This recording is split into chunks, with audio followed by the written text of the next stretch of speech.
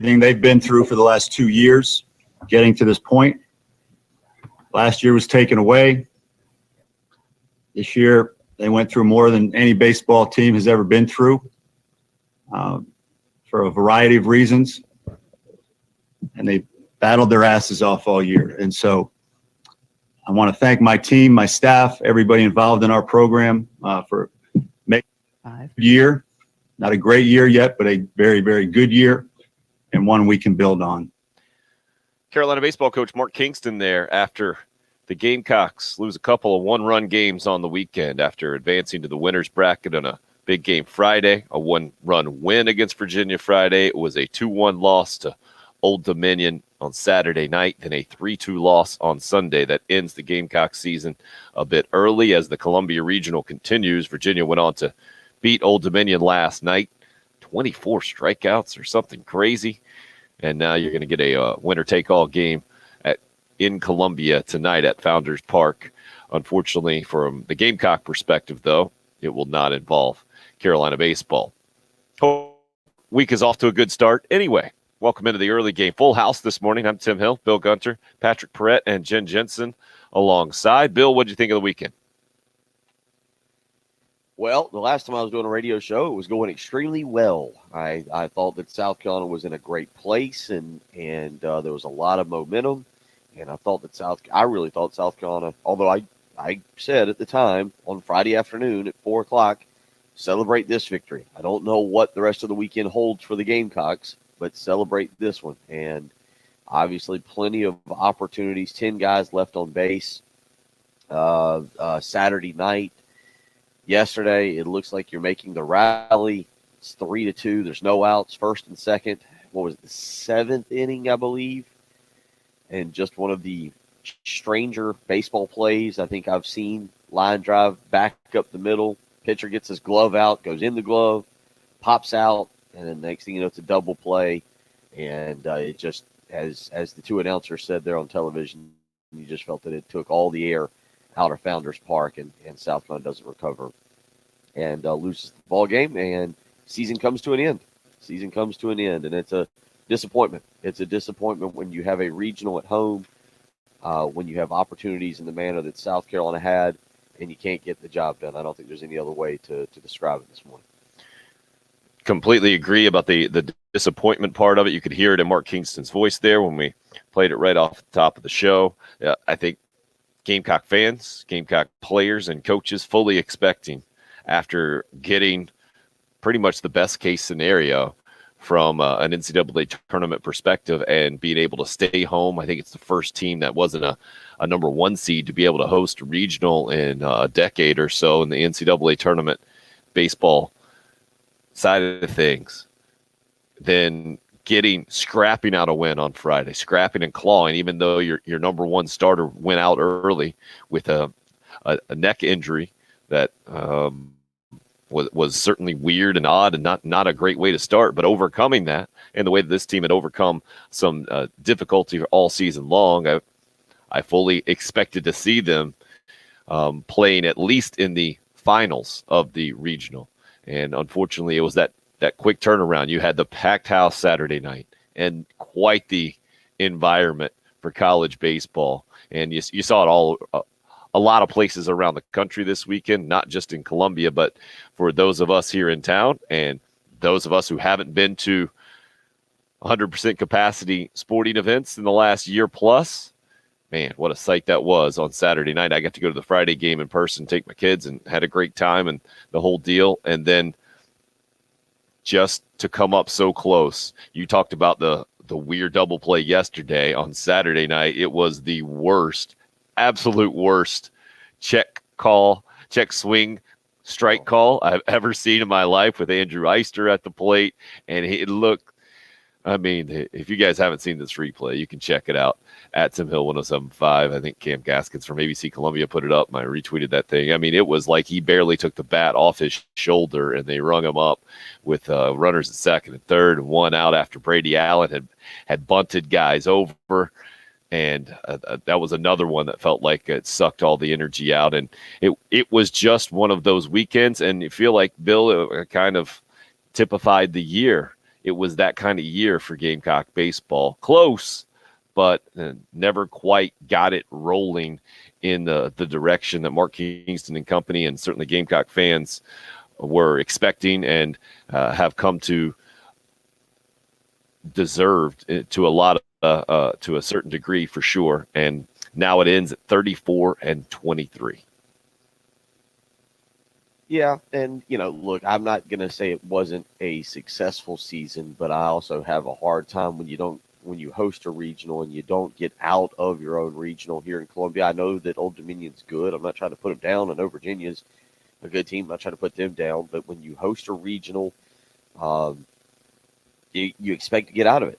And so again, I don't want to just bury the season because of one weekend, but at the same time, it's hard for me to label this a successful season when you can't get out of your own regional. South Carolina had a winning record in conference, 16-14. There is something to be said for that. All right, again, knowing where to draw the line and say that that's an awful season, it's a bad season. But that's what we do. It's an average season.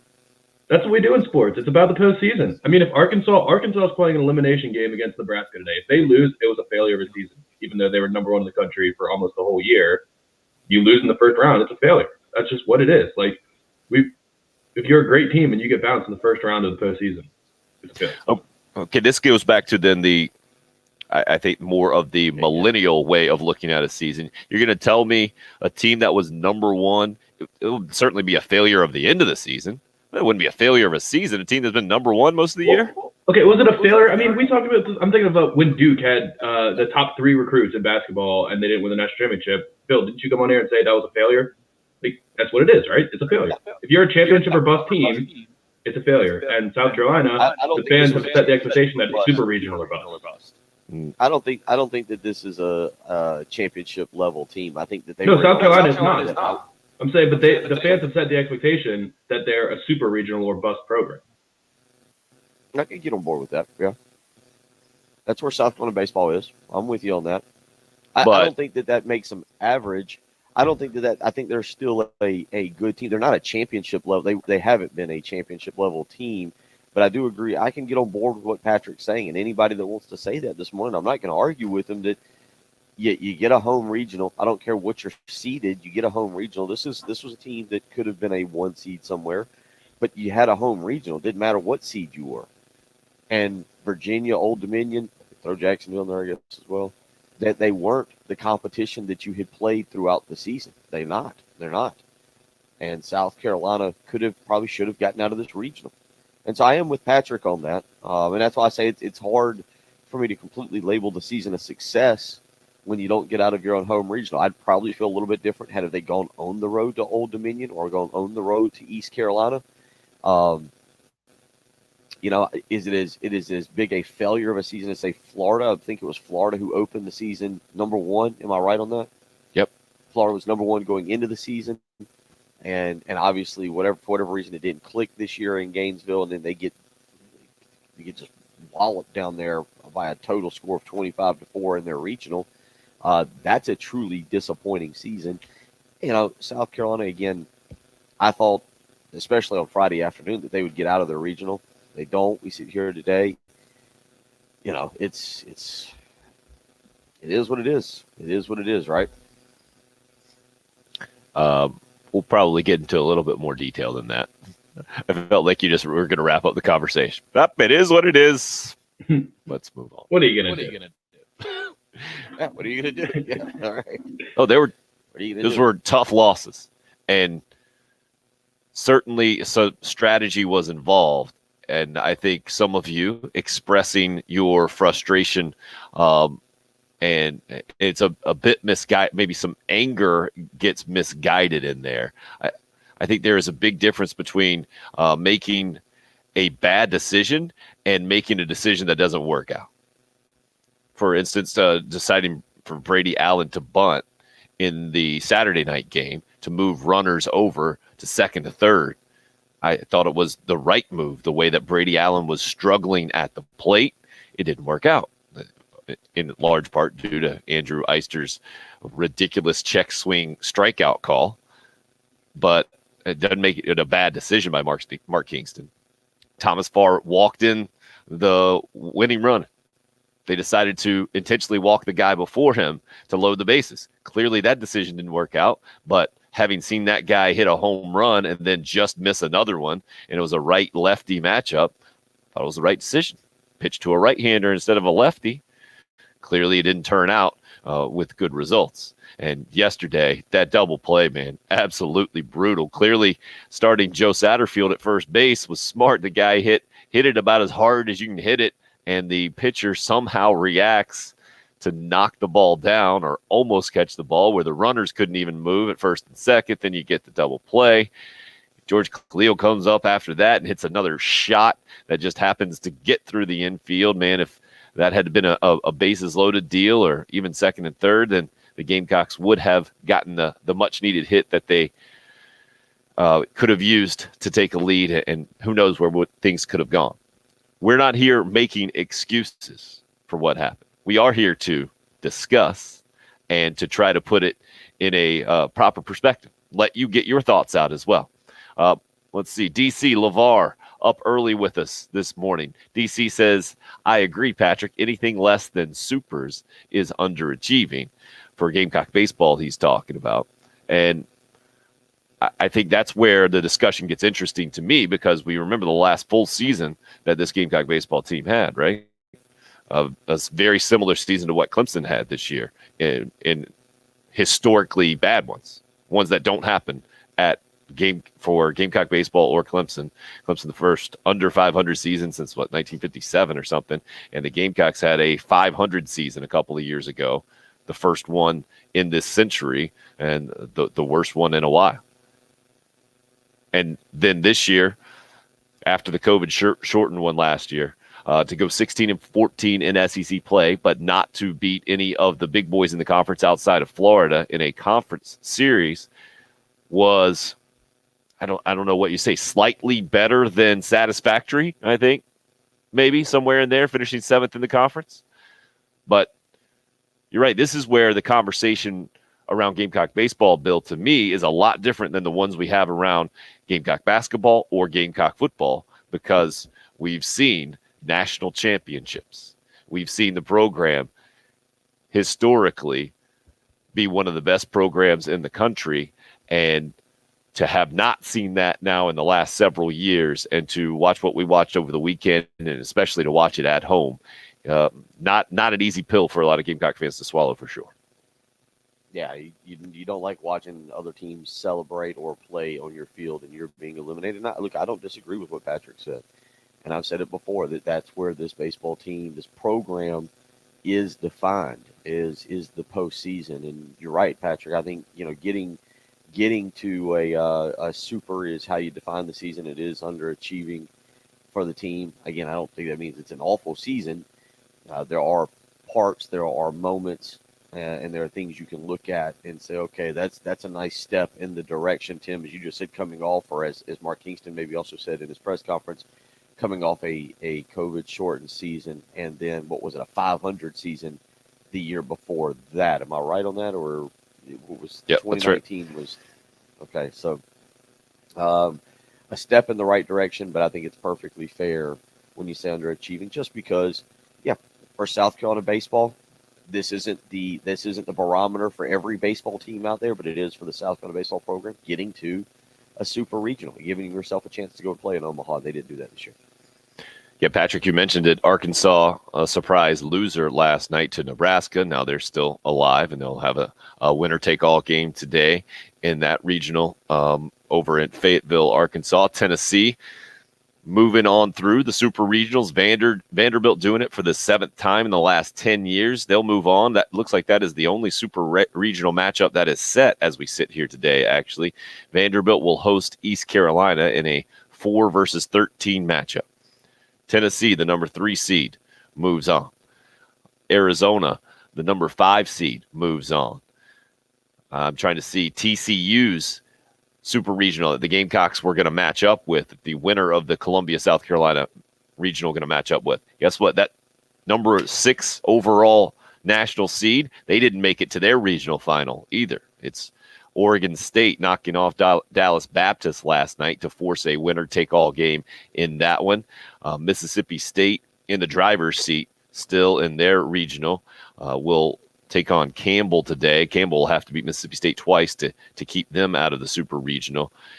Texas was mentioned before as well. They end up moving on in their regional as the number 2 overall seed. NC State going down to Louisiana Tech and getting through that regional on the road, and they're set to match up with the Arkansas winner there. Arkansas and Nebraska again going to play today. Texas Tech moving through its regional. North Carolina had made the trip out there along with UCLA. Texas Tech, the number 8 national seed, and Stanford, the number 9 national seed, in a winner-take-all game with Cal Irvine as a look kind of at the national picture. I think the one I didn't mention, Notre Dame, moving through its regional as well as the number 10 overall seed.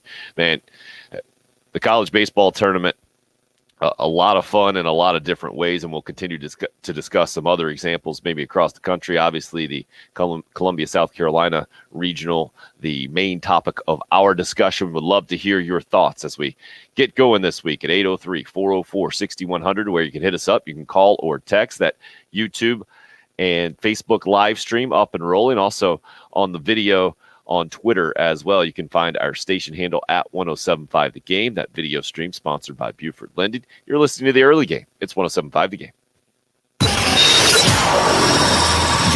Dan Patrick, weekdays 9 until noon on 1075 The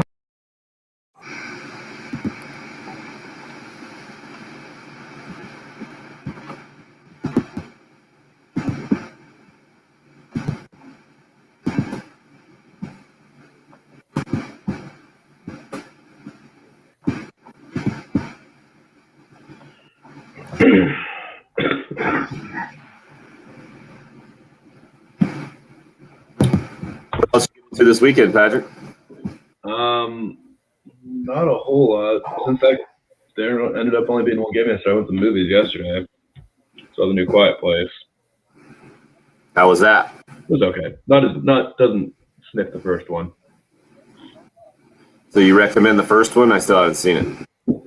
Yeah, the first one's pretty good. I mean, I don't like horror movies at all, but this was enough of, I guess, like Suspense versus horror. Yeah, I really don't like ghosts and spirits and things like that. So like, there's no Right, shot same here. I won't watch the new Conjuring movie. I've never seen any of those, but this was enough of a kind of different concept. But they put us in the wrong theater, so I missed the first 2 minutes of the movie, and I was not happy about it. I'm sorry, they put you in the wrong theater? Yeah, I got there and I said, "Hey, 2 tickets for $520," and they put us in the 440 showing, and I didn't even look at the ticket. They just said Auditorium 7, and I walked in, and it had started. I was so mad. I love the no accountability on that one. They put us in the wrong theater. Well, I said $520, and I didn't read the ticket. They just said, "Here's your tickets, Auditorium 7." So I had my hands full. I was holding popcorn, so I just walked to Auditorium 7. I would have thought when I said $520, they would have given me $520 tickets, but they gave me $440 tickets. So it was a new kid too, because he was asking, he asked the cashier next to me, "Is that all?"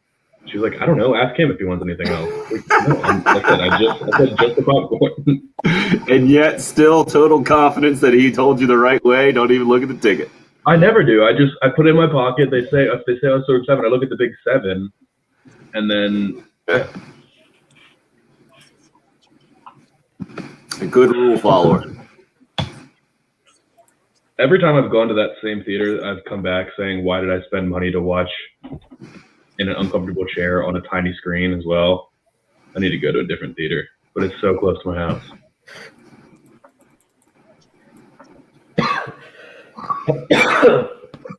Man, I don't remember the last movie theater I've been to. Been a long time. Talking with someone about that yesterday, about the last time it had to be a kids movie. Yeah, same here. I think I've been to 3 in the last probably year and a half. Oh, I know what mine was. Yep, we went went to a kids movie. Now I'm trying to remember which one it was. I think it was like the last Toy Story that came out. That was probably the last time I've been to the movie. 4. I think 1917 and Tenet were the last two I saw in theaters. Both needed to be theaters too.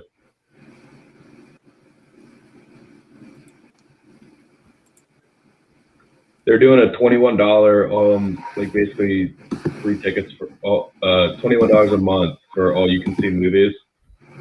So I was like really breaking down the release calendar for the summer to decide if that was worth it. I don't think it is.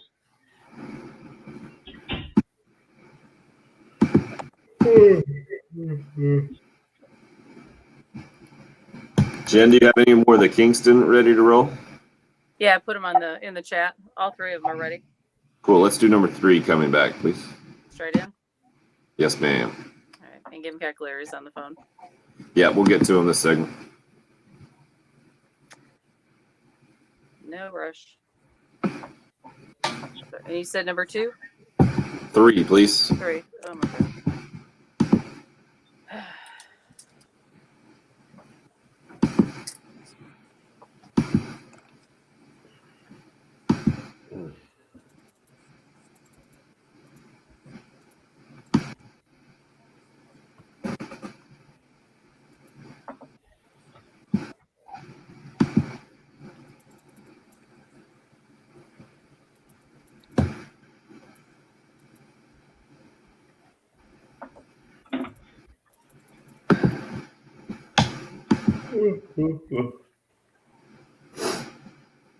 Ha, that's hilarious, Greg.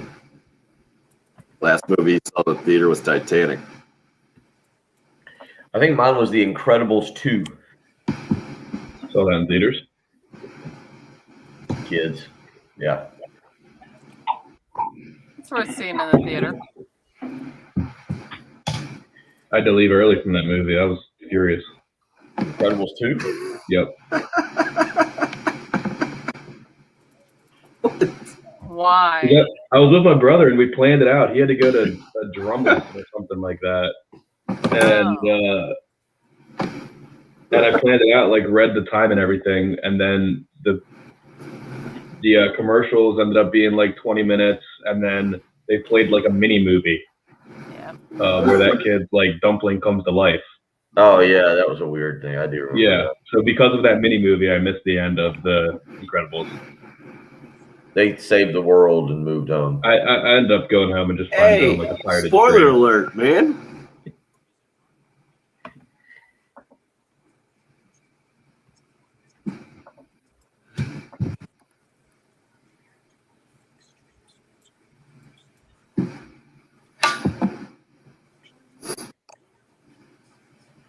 All right, what are going to be Gamecock Larry's demands this morning? I don't know. He's gonna want to talk to all his buddies. He doesn't do it. He doesn't. He just calls in to talk to all the doctors. He better be congratulating Gilbert High School baseball, who won a state championship after being that guy who plays to win and talks crap to high school baseball teams. All right, 3 straight in. Thank you.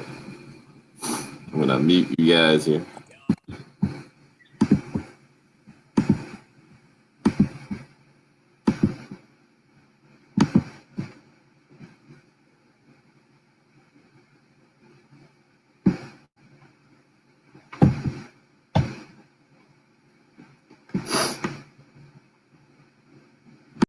Just put the ball in play more.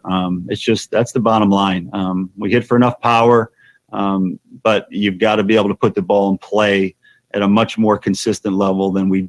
Yep. And that's something that has to get better. Carolina baseball coach Mark Kingston, after the Gamecocks lose 2 in a row and lack of offensive production, issue number 1 for Gamecock baseball this year, and close to the pitching staff. Really pretty solid and one of the better ones in the SEC. Some of the best strikeout numbers in the country. Some of the best home run numbers in the country. Outside of that, the offense really struggled, especially later in the season. Excuse me. Papa Joe hits us up. Cool Care Heating and Air text line. These guys seem to be hitting so much better earlier in the year. Do you think they started pressing? Yeah, maybe a little bit, Joe. I think the there's a really easy explanation for this, in my opinion, Bill. I don't know how you feel about this, and I feel like Ray Tanner used to always put it in very simple terms. That at some point that he needed to get better players if it wasn't working out on the field. And to me, I get it. You can work on the fundamentals, and you can change your approach and talk about that until you're blue in the face in college baseball. But I think in individual matchups like that, it comes down to either you're a good hitter or you're not. And it's certainly coaches' jobs to develop guys and to make sure they have the right mindset and the whole thing. But to me, Gamecock baseball is just going to have to get some better hitters in the program if they want to get to where they want to go. They want to get back to that super regional / college World Series contention conversation, which they were in to some degree this year, but mainly because of the pitching staff, Bill. You got to see guys that can put the ball in play a little bit more. Mark Kingston in his comments yesterday is talking about how it's an epidemic in baseball these days, that the strikeout numbers and the whole deal. I understand that. Gamecock fans understand that, and yet still they want to see their team not be at the bottom of the SEC when it comes to batting average and strikeouts and the whole things, and to see more production at the plate. Yeah, I guess to me it's kind of like a chicken and egg type question. Are players supposed to arrive, good players? South Carolina recruits really good players. Are they supposed to arrive at college knowing how to hit college pitching, or do they have to be taught? I having not played college baseball, having not played baseball since, I don't know, somewhere around the middle school level, I guess. To me, I would assume that you recruit the hitters. You don't recruit guys who can swing a bat and then teach them how to hit college. I don't know. No, Bill. What about do it in other sports, right? Do you recruit a quarterback who can play quarterback, or a guy who just has a good arm, right? You certainly recruit a guy who can play quarterback already. Now you develop and fine tune and the whole thing, but you got to have players there to work with that come in at a certain level. I mean, do you recruit shooters or just athletes in basketball? I think we've seen lack of shooters from the Gamecock perspective, and the toll that's taken. And then I think maybe a bit of a change in recruiting from that standpoint for Frank Martin this year to a certain degree. But I think you can do that kind of cross sport analogy there. Yeah, you got to be a good hitter if you're coming to Carolina baseball, and then go from there. If that makes sense. Yeah. Okay. So then you've got it. Then it comes down to getting out and recruiting better is what I guess it is. Now I think they had a top 5. I never know how these recruiting classes work, because you might have a top 5 class, but then if you lose 6 guys or 5 guys to the Major League Baseball draft, I don't know what that does to your draft class. I think then they re-rank it like maybe in August when kids get on campus. So I know South Carolina had a very good class last year. Now you've had a couple guys transfer out. I think the main one that you're talking about as a hitter was Brandon Fields, who struggled to find the field this year. But I mean, to me, then that's the simple answer there, is that, all right, you got to get out, and that's got to be the reasoning, or that's got to be the what you're exactly looking for with this recruiting class is guys, whether it's contact hitters or power hitters. Again, if you want to get deep, you want to do the deep dive into it. I know people hate hearing exit velocity and all those technical terms that seem to be taking over baseball now. But what exactly is there a method? Is there a strategy that's being taught when South Carolina batters go to the plate? That's where I think we get into the nuances of coaching and what you're trying to do with your hitters and the approach that you have at the plate. Are you going up there? I don't know, Ray Tanner, for whatever reason, seemed to have the long ball mentality, right? Would that be fair that they would get a guy or two on, try and go for the fences? That's an interesting part of managing baseball that I quite frankly don't understand, is what you set as your example at the plate.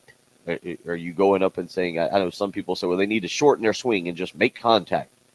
Well, is that what's taught in practice every day? Are there fundamentals? Are there things that you do to change a hitter's swing? Do you go up trying to change Wes Clark's swing to say, hey, look, we realize you can hit a lot of home runs. Let's not do that anymore. Shorten your swing, become a slap hitter, get the ball out there and play, and let's go on to the next batter. Bunch of you weighing in on the Cool Care Heating and Air text line. 35 strikeouts was all one texter said. And then I think I looked at the Old Dominion box score, and they had 24 just yesterday to Virginia. You do have to give Virginia a lot of credit, man. The guy they threw yesterday against the Gamecocks had only one start before, and he goes 5 innings and was really throwing well. What was it? The guy Old Dominion threw on Saturday was pretty tremendous as well. And then you got to give Carolina some credit for just standing in the box and getting hit. I think he hit 5 batters, and that was part of obviously the approach there as well. Ronnie hits us up, says, went to the game Friday, had an awesome time. Fans were loud. We have the pitching, just not the hitting. We swing at junk and let good pitches go. Hopefully they will get better next year. It's not as simple as Ronnie makes it there. You guys see what was the only run that Carolina scored on Saturday against Old Dominion?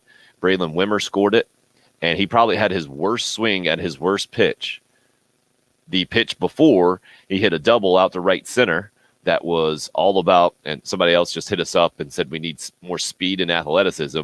Well, that guy is about as athletic as it comes in college baseball. At 6'4", 190, 200 pounds, whatever it is, playing second base and legging out the double in right center there without the ball getting past the outfielder.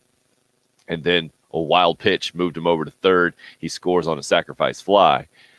It just wasn't enough good at-bats. And then I think of the ones that just didn't go Carolina's way, and that brutal double play against Virginia yesterday. Sometimes that happens in baseball as well. The key, Bill, and I think where Ray Tanner always came back to in explaining these kinds of things, is you have to have enough really good players in your lineup to continue to put yourselves in good situations. And eventually, if you have enough good players and you put yourself in those positions enough, that you'll get your share of the breaks. And Carolina didn't get a bunch of breaks. Now, they did in that Friday game. I mean, it's not like they rolled through that game. It was a 1-run win. So let's not pretend that everything went against Carolina this weekend. But in the Saturday, Sunday games, Old Dominion doing enough on Saturday night and Virginia doing enough yesterday and getting back-to-back wins, moving on and forcing a winner-take-all game today against Old Dominion. In an interesting regional, I think, from the national perspective. Unfortunately, from the Gamecock perspective, doesn't include them in that regional final. Why don't we get out to the Love Chevy phone lines for the first time this morning, where our buddy Gamecock Larry has been waiting patiently, our favorite 86-year-old caller, giving us a ring at 803-404-6100. Gamecock Larry, good morning, sir. Good morning. I'm going to make it short and sweet. I ain't got too much to talk about. We have some bad luck. We have some bad check swings. We have some wide strike zones. But when you score 7 runs in 3 games on your home field in a regional, it's a failure. There's I do not know. If you'd have told me this Friday morning, I'd have bet my riding scooter on it. But I'll tell you what, we got to get the hitting. We got the pitching staff. We got the pitching, but we got to get the hitting.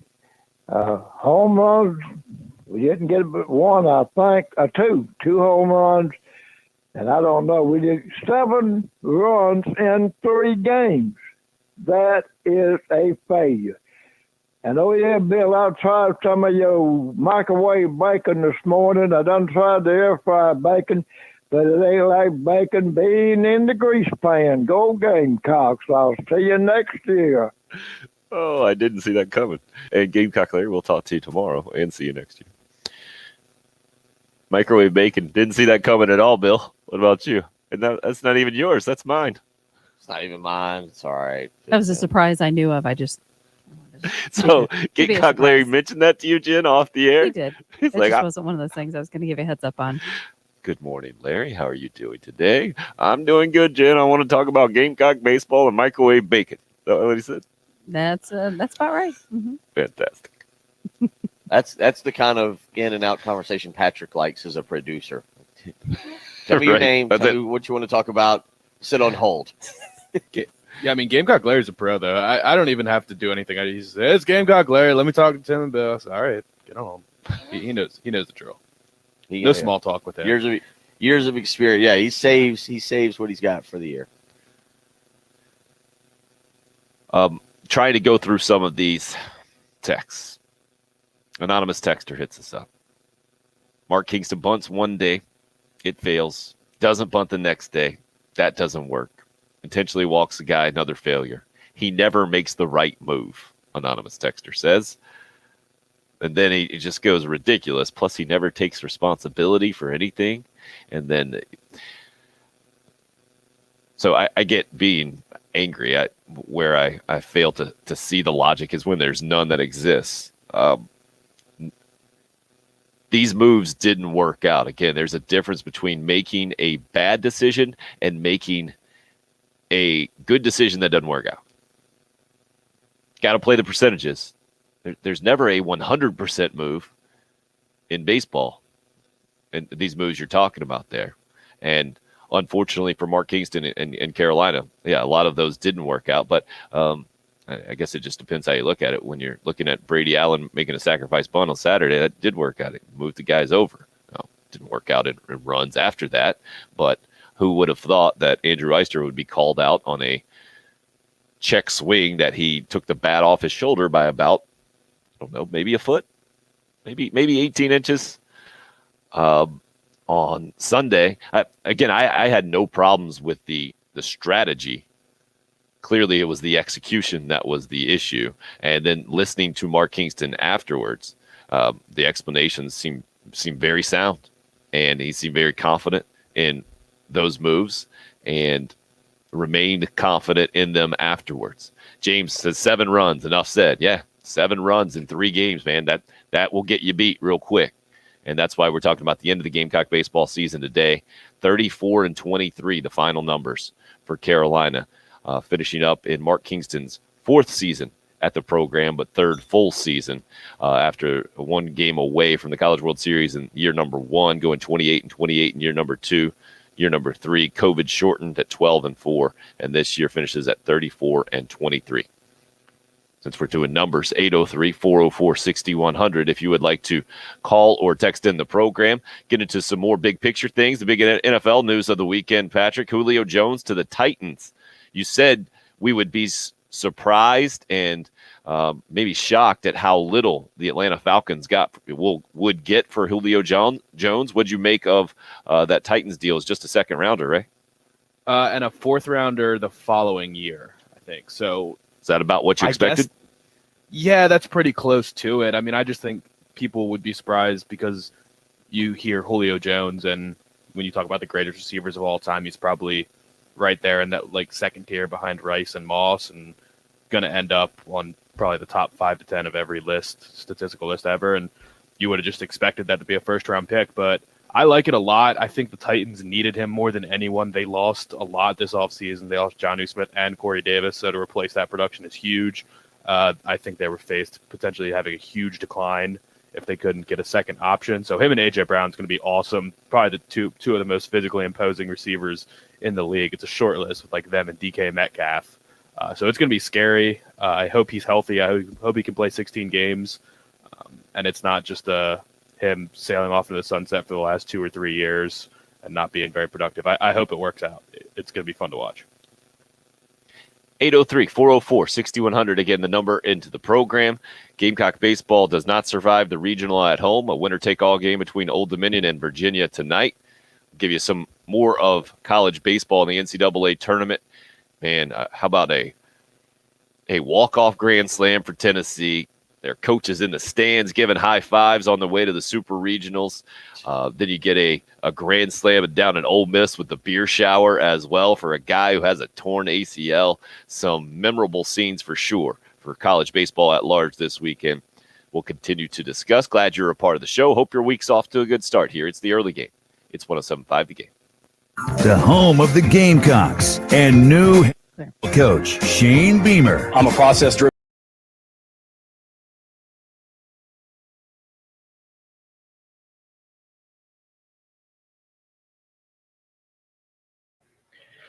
Have you checked your mortgage statement lately? Really looked at it. You're taking the time to glance, see maybe where you're spending your money, maybe what the interest rate is. If not, you need to do it. You need to do it today, and then you need to call Jacob Crowder and Brian Kovar, the mortgage gurus with First Palmetto Bank. You may be able to drastically improve your finances, and save money all at the same time. You need to know what's going on with your mortgage statement. Don't just pay that bill each and every month. Take a look at the statement itself. See what's going on, what exactly you're paying for, and then call Jacob and Brian, 803-719-1005. You can email Jacob Crowder, the letter J, Crowder, CROWDER, at firstpalmetto.com. Interest rate's still low. They want you to know, just like in the movie Hoosiers, not to get caught watching the paint dry. Don't miss a golden opportunity. Give the mortgage gurus a call. Jacob Crowder, Brian Kovar, First Palmetto Bank, 803-719-1005. That phone number again, 803-719-1005. He's the mortgage guru, Jacob Crowder with First Palmetto Bank.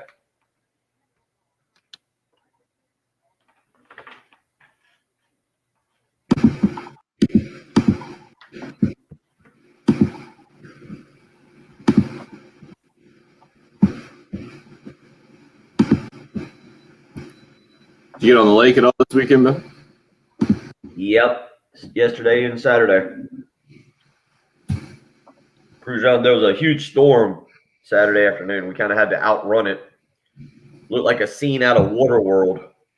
Oh, Like we just Waterworld. we went up the lake away from what was happening in Lexington, and there was a big concert here on the lake called Drift Jam, and everybody had to bolt out of there, and so we were heading up past Bomb Island. It looked like a bunch of people were chasing us.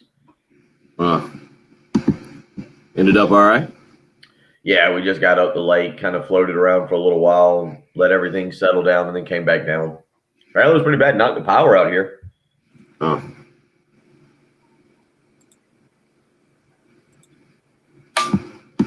Yeah, we did that. That was pretty much it. Tried to watch a little hockey, baseball, obviously.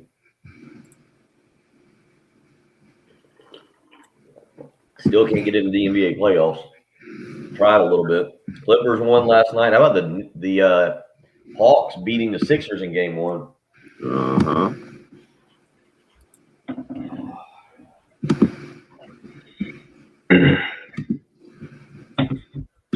It was a pretty electric USA soccer game last night against Mexico. Did you watch it? Yeah. They won Was it like a 3-2? North American tournament. Yeah.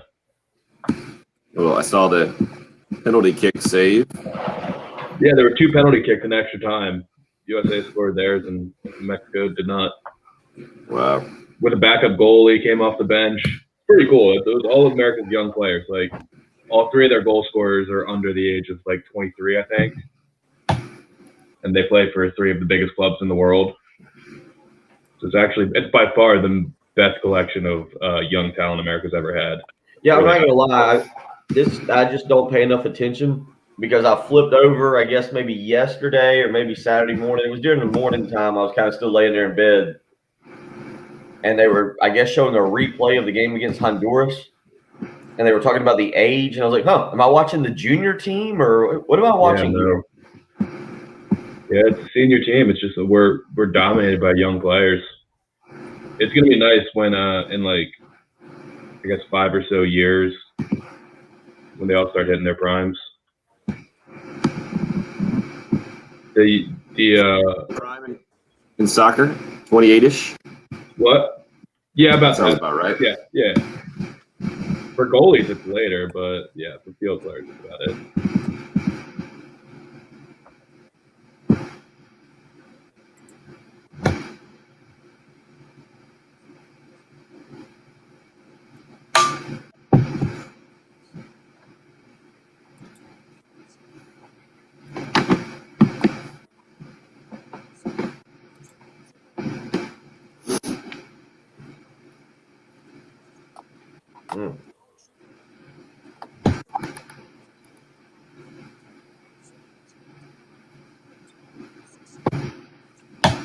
All right, head it back in.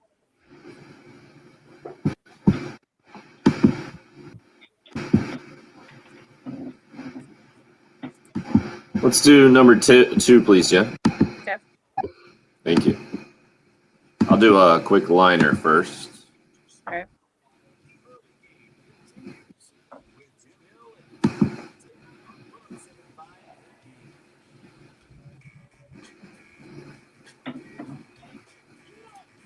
Gizrip.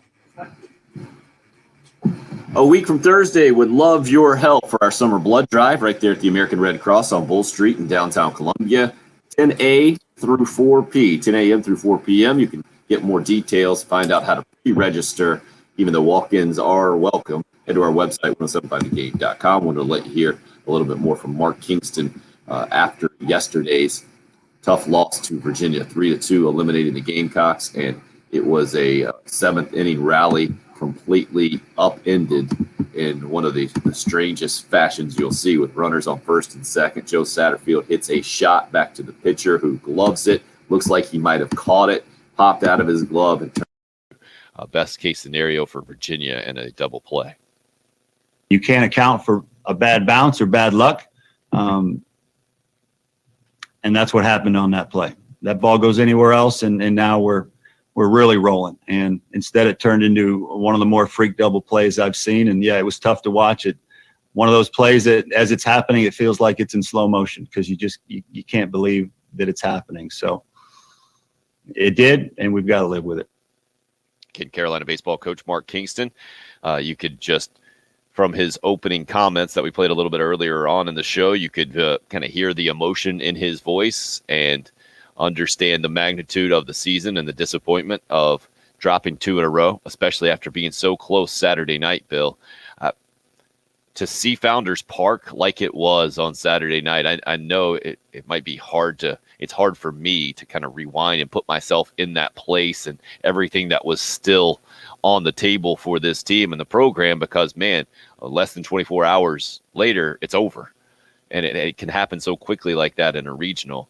But trying to take myself back to the environment that was Founders Park on Saturday night, and having been there on Friday and experiencing it firsthand in the environment for that noon game on a Friday against Virginia was really fun to see. I think that's part of the frustration and anger that comes with losing the regional, Bill, at home, and knowing that you don't get the super regional experience and the College World Series experience that a lot of Gamecock fans have gone through, been able to be a part of for so many years. Yeah, and what Patrick kind of said earlier, I think sums it up. When you get a home regional for South Carolina, it is a what'd you call it? Underachieving season, Patrick? Was that? I don't want to use underachieving. I think we were just doing success or failure. Failure's a little more gotcha. harsh than underachieving. Underachieving is fun, though. But I am with you on that, and you're right, Tim. You know, the tradition of South Carolina baseball is to win these kind of things, and whether they are or are not better, the general perception by South Carolina fans, and I don't know whether it's national or not. I know Virginia's got a more recent national championship, but the general perception is South Carolina, on name alone, is a better baseball program. And now they'll be sitting at home watching his 2 teams from the state of Virginia battle it out tonight and decide who goes on to face either Oregon State or Dallas Baptist. So, and I think that's maybe even what's going to sting a little bit more is knowing that the top seed in that Fort Worth regional, TCU, couldn't get out, and that there was an opportunity. I'd guess South Carolina would have been the host. Yeah.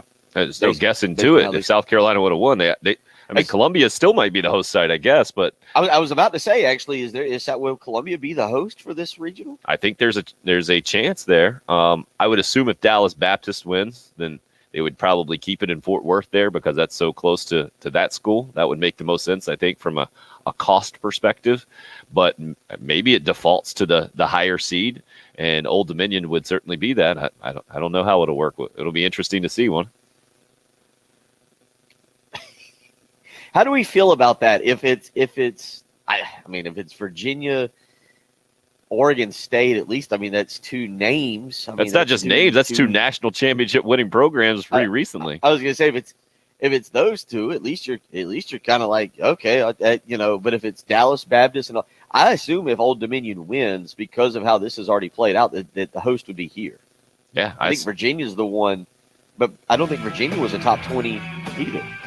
No, they're number 3 seed for a reason. That'll be very interesting to see. And again, both Both regionals still underway. Both regional finals set to be played today. Dallas Baptist and Oregon State over in TCU. 45. The winner of that one matches up against the winner of Old Dominion and Virginia. Neil says at least the Gamecocks didn't get embarrassed like Florida. Yikes. What was it? The 14th number 1 seed in a regional to go 0-2 since 99, 30. I think. What'd you say, Bill? 23-4, the combined score in that I think thing? I saw 25-4, 14-1, and 11-3. And now I'm seeing LSU is all in, going after Kevin O'Sullivan to be their next head coach. That sounds familiar, doesn't it? 15. College baseball, dramatic in a lot of ways. Unfortunately for the Gamecocks, it ends. We'll continue to try to put it in perspective. Hour number 2 coming up next. This is South Carolina head women's basketball coach Dawn Staley, and you're listening to the home of the Gamecocks, WNKT FM, Eastover, Columbia. Oh.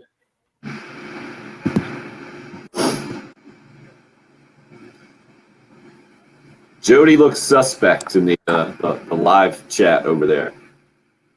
Are you thinking Jody? Or you think Jody's a fake? Or you think Just never seen Jody pop in before. With a hi, how are you all? Yeah, say good morning. We're doing well, Jody. Good morning to you. And Rodney says we're like Andy and Barney asking how the weekend was. Maybe that whistling thing got to Rodney the other day. Let's look here and see. Can you be spammed down a chat? Yeah. Yeah, We've seen other randos roll in and just random comments pop up. Mm-hmm.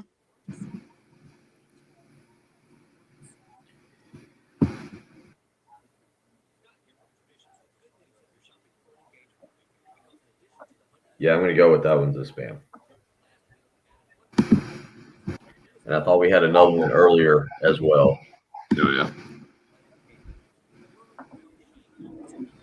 It's either that or we're drawing a different crowd nowadays.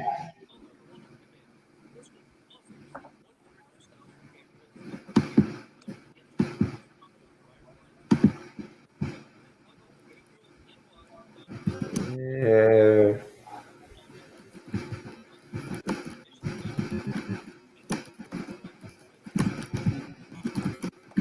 Yeah, I'm going to go with both are spams.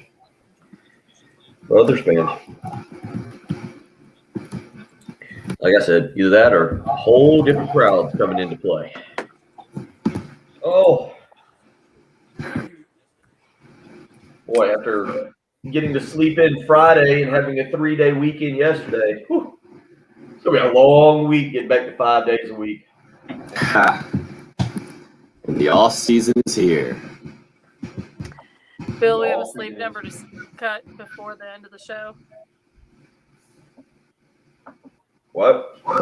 You have a sleep number to cut before the end of the show. Okay. All right. We'll do that top of the 8 o'clock hour.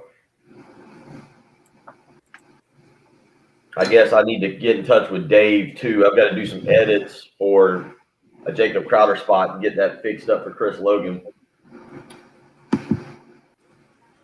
Sonny, have not seen pictures of Brian Edwards lately. I'm guessing he's in pretty tip-top condition.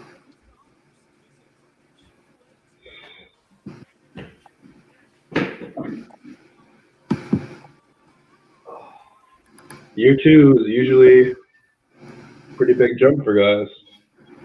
Well, just the fact that he got on the field as much as he did as a first-year guy, pretty impressive. He's drafted pretty high. And that was one of the things I've ever seen. First game in his Carolina career, more than 100 yards in the SEC. Well, It yeah, wasn't everybody else Andy. next to him, he had Jamari Smith. We didn't know who Deebo Samuel was at the time.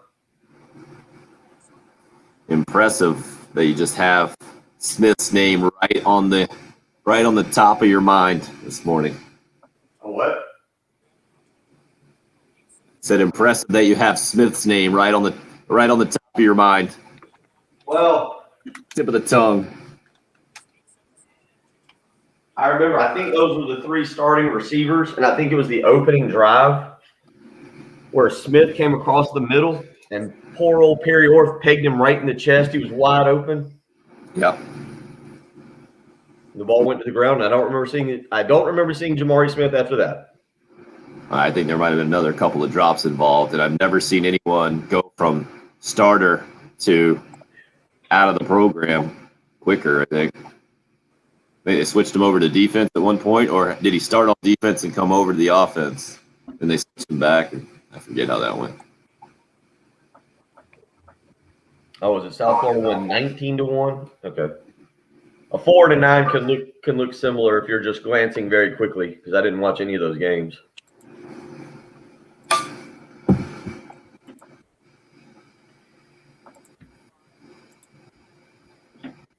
Yeah, South Alabama, Mark Calvey especially.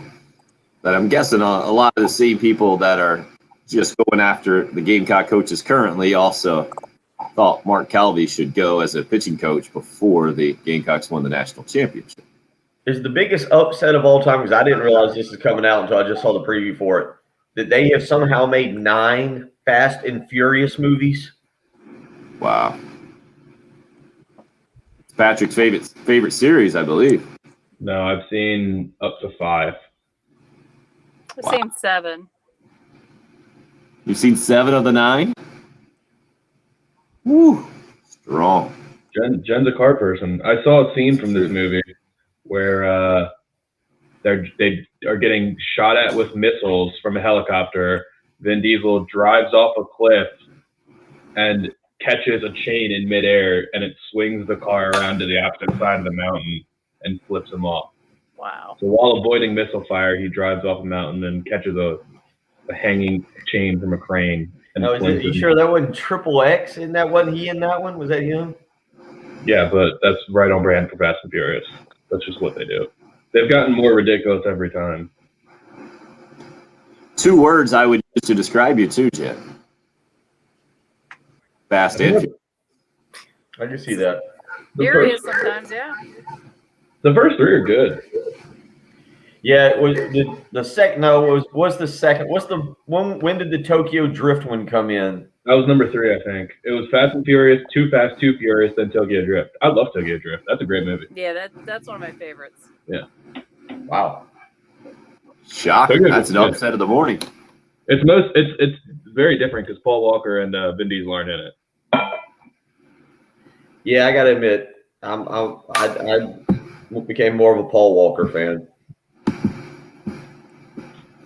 We're in the intro. Oh, I'll put the lives in, but it's all 3 breaks. 7:20 res. Let's do number 1 again here, Jen. Okay. Straight on in, please.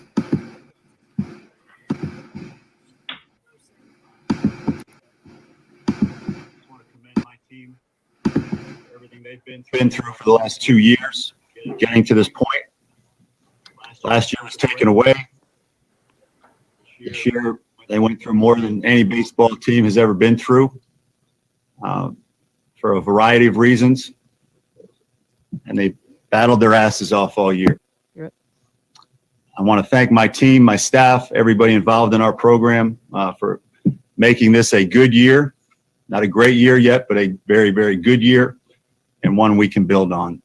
Carolina baseball coach Mark Kingston after yesterday's disappointing 3-2 loss, making it back-to-back losses at Founders Park within less than 24 hours after the 2-1 loss Saturday to Old Dominion and then a 3-2 loss on Sunday to Virginia. Several of you pointing out, I think it was Gamecock Larry, the loudest to 7 combined runs in those 3 games. It's tough to win baseball games when you only score that many runs. The Gamecock pitching, especially, Bill, knowing that Brett Carey went out as early as he did on Friday with the neck issue, everything that he represented going into that game too. The hottest Carolina pitcher, the guy who seemed to be able to go the longest in a pretty good matchup against Virginia and the whole thing. And then he goes out early. That was obviously not a good sign. And unfortunately, it turned out to not be a good weekend for Gamecock baseball, ending their season at 34-23. Yeah, the Brett Carey thing on Friday, I mean, obviously we haven't done a show since then. I filled in for Heath, but the Brett Carey thing, man, you watch that happen. You see him leave in the third inning. Give credit where credit's due. Julian Bosnick and Daniel Lloyd come in and save the day, and South Carolina has the fun rally there in the sixth inning. And based on what Brett Carey's father said on Twitter, and then what Mark Kingston said post game, you think, all right, maybe we can get Brett Carey back for Sunday and have him available, even if it's just for an inning or two. And South Carolina still not really able to capitalize. Just the bottom line is a bunch of missed opportunities over the next 18 innings. You had plenty of chances on Saturday night against Old Dominion. You got to get some of those guys across. And then yesterday afternoon, you did have opportunities, but you also had kind of a bad break there with the line drive going into the pitcher's glove and bouncing out, and everybody kind of getting caught in the killer double play. But I don't think you guys are. But I'm not of the belief that one play makes or changes a game. I think you've got several opportunities, and South Carolina did have opportunities, some bunts that have got to be put down, some plays in the field that have got to be made, some pitches that have got to be made. And it seemed like when it was time to make a clutch play on Saturday or Sunday, South Carolina came up short. Yep, completely agree from that standpoint. And this run that Virginia's on at the end of the season, really impressive stuff. They got 24 combined strikeouts or something crazy like that in last night's game. And you're talking about game number 4 in a regional, and a lot of pitching staffs are typically on fumes at that point. But I think Kevin O'Connor's even called it a deeper pitching staff this year than the year that Virginia won the national championship several years ago. And I think it was the Baseball America or the D1Baseball.com preview of this regional overall gave the pitching staff nod the advantage to Virginia. You're seeing why. What I don't think a lot of us expected was to see as many home runs from Virginia as we've seen, and the Geloff brothers have been really, really good. And Old Dominion came in with the most home runs in the country, so to see them hit the ball out of the ballpark is not surprising. But they haven't had as much success as they would certainly like. As those two will battle it out tonight with a winner-take-all game, they will match up against another winner-take-all game. Dallas Baptist and Oregon State have eliminated the number 6 national seed TCU in that other regional that will make, or that the Columbia, South Carolina regional will match up with in the next round. So disappointing. The Gamecocks not the only program dealing with disappointment today. The national headline was that Arkansas got beat last night by Nebraska, so they have to play. The number 1 overall seed has to play a winner-take-all game tonight as well. A couple of SEC programs already moving through to that super regional round. Tennessee, probably the most notable one. Haven't been there in a while. And Tony Vitella, I don't know if you guys have seen the video, goes into the stands last night after it happens and giving a bunch of very enthusiastic high fives. Saw a walk-off grand slam for Tennessee to win it in their opener against Wright State when they were down, and moved through with a win against Liberty yesterday. Vanderbilt in Super Regionals for the 7th time in the last 10 years. I believe the only other SEC team that's through right now. Ole Miss still has the chance to do it. Mississippi State still has the chance to do it.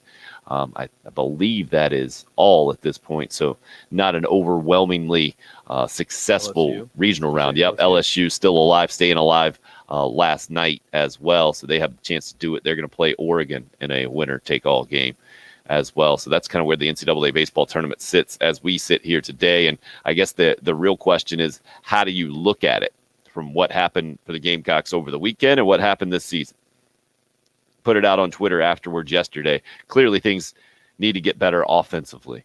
And Mark Kingston commenting on that, and we'll have that for you as we move on here in hour number 2. Josh says, I've never seen so many strikeouts. It's a shame that making contact has become so undervalued.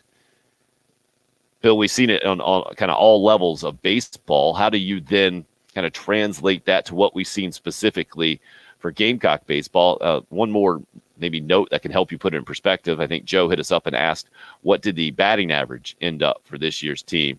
And Carolina ended up hitting 246 as a team this year. The problem to me there, it's not a maybe embarrassing number. It's not a good number. There's no doubt about it. But there's also no one on the high side that you could consistently count on. the Gamecocks' leading batter this year ended up being Andrew Eister, hitting 279. You had, 4 guys in the lineup in the 270s, and that was it. With Braylon Wimmer and Wes Clark at 271, Brady Allen ends up with 276, and Andrew Eister ends up hitting 279. It's tough to get too far in college baseball with those kind of offensive numbers. I tallied up the numbers for the top 4 hitters. Allen Eister, Clark Seitler, 1 for 10, 2 for 13, 2 for 10, 1 for 12. They went a total of 6 for 45, 20 strikeouts, and only 2 walks. I mean, you just have to be better at the top. You're not going to win with that when your best hitters are doing that.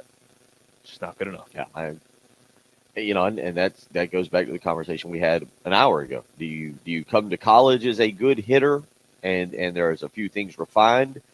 Is there a strategy, a system? What exactly? Where does the blame go on this? Does it fall on the hitting coach? Does it fall on a philosophy of the head coach and how he wants to attack pitchers? I think there's a lot to it. There's more than I understand. What I do know, what we all know, we can all agree on, is whatever it is, it's got to change and it's got to improve. Whether that's recruiting better hitters, going out and find guys who know how to make contact, whether it's maybe tweaking your strategy at the plate a little bit and what you're teaching your guys, that's something that I think Mark Kingston will have to look at. Now, I guess this season, we've seen the last of Brett Carey. I think we've probably seen the last of Brandon Jordan. I don't know what changes you're about to see to this baseball team, because again, it was an odd year. Obviously, we all know that it was an odd year in 2020 with COVID. So you got a whole bunch of guys back. The league did as a whole, not just South Carolina, but South Carolina gets a whole bunch of guys back that maybe typically they wouldn't have. And so what does this pitching staff look like in 2022? Where are the arms? I guess, you've got Will Sanders coming back, and that'll be maybe your cornerstone guy. Am I leaving a guy out there that could be your cornerstone guy? I don't know what Thomas Farr will end up doing. I feel bad for Thomas Farr, by the way, man. I know people want to talk about Mark Kingston leaving him in the 8th inning. I had no problem with it. Obviously, when you walk in a run, the last 2 pitches are high, and it looks like he was wearing down. But he was pitching a whale of a game and just simply, again, can't get run support. Like, this is kind of what we talked about at times on a Friday, as him as a Friday night starter, right, Tim? Like, he does everything to keep you in the game, and your batters have got to step up and give you a little bit of run support. Man, you talk about feeling bad for somebody this morning. Thomas Farr throws a great game Saturday night and still can't get run support or help and ends up losing the game. That was just a great matchup Saturday night, because I think the Old Dominion pitcher was in a similar spot at the end for him. He was in the 120s. Yeah. Count. It was high. And that's what you get. That's why I love this time of year with college baseball. The dramatic scenes, the crowd at Founders Park on Saturday night. What both Mississippi crowds on Saturday, I think, announced more than 10,000, both in Oxford and Starkville. Amazing environments, man. And I feel like it's still kind of slept on nationally to a large degree. At least now we can go and search out these games, and you can get a broadcast of them if you're really looking for them you got to go on the ESPN app a lot of times, but several games featured on the ESPN regular networks as well. So it's certainly better than it has been, but still, I don't think it's quite enough credit from a national perspective. Cocky D on the Cool Care Heating and Air text line. Say what you want about Kingston's decision making. I can live with him making moves to win the game. The intentional walk, bunting, not bunting. Sometimes things just don't go your way in baseball. I would much rather have him do that than have him not seem to have any strategy or aggressiveness at all. That being said, we need to hit the ball better. Our strikeout numbers are truly sad. 803-404-6100 if you would like to call or text as we get going here in hour number 2. 34-23, the final record for the Gamecocks after back-to-back losses against Old Dominion Saturday night, 2-1, and then the tough 3-2 loss to Virginia yesterday afternoon. It's the early game here on 107.5 The Game. Your 24/7 sports station. Feeling pretty good. Pretty.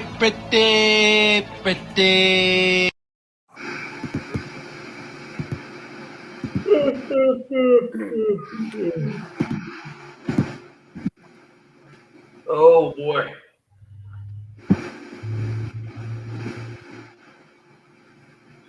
Tim, did you get that email from Dave with those people's names? Yeah, I'm good there.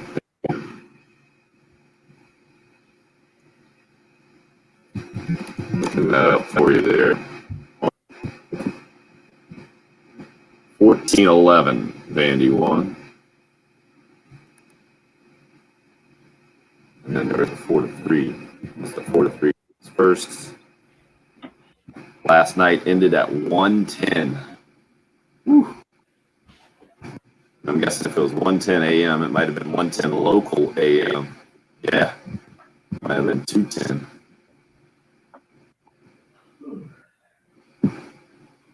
Four-and-a-half-hour game. 8 home runs. Wow. There's no one I You know, feel that's like supporting anymore. What's that? That's what. Go ahead, Patrick.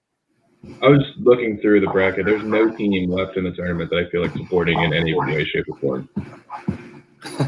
Supporting? Yeah. You know, it's just interesting. Out of our regional, you didn't really hear a lot of whoa, grand slam, home run, home run, home run. Like it was, there just wasn't a lot of really good hitting from any side this weekend from here. No doubt. We got Patrick. We got Islanders tonight. Brewers Islanders. Well, Bruinders would be amazing. So that series is phenomenal. Yeah. No, that's not going to be till. Yeah, that's what 6. That's the early game, right? Yeah, 6:30.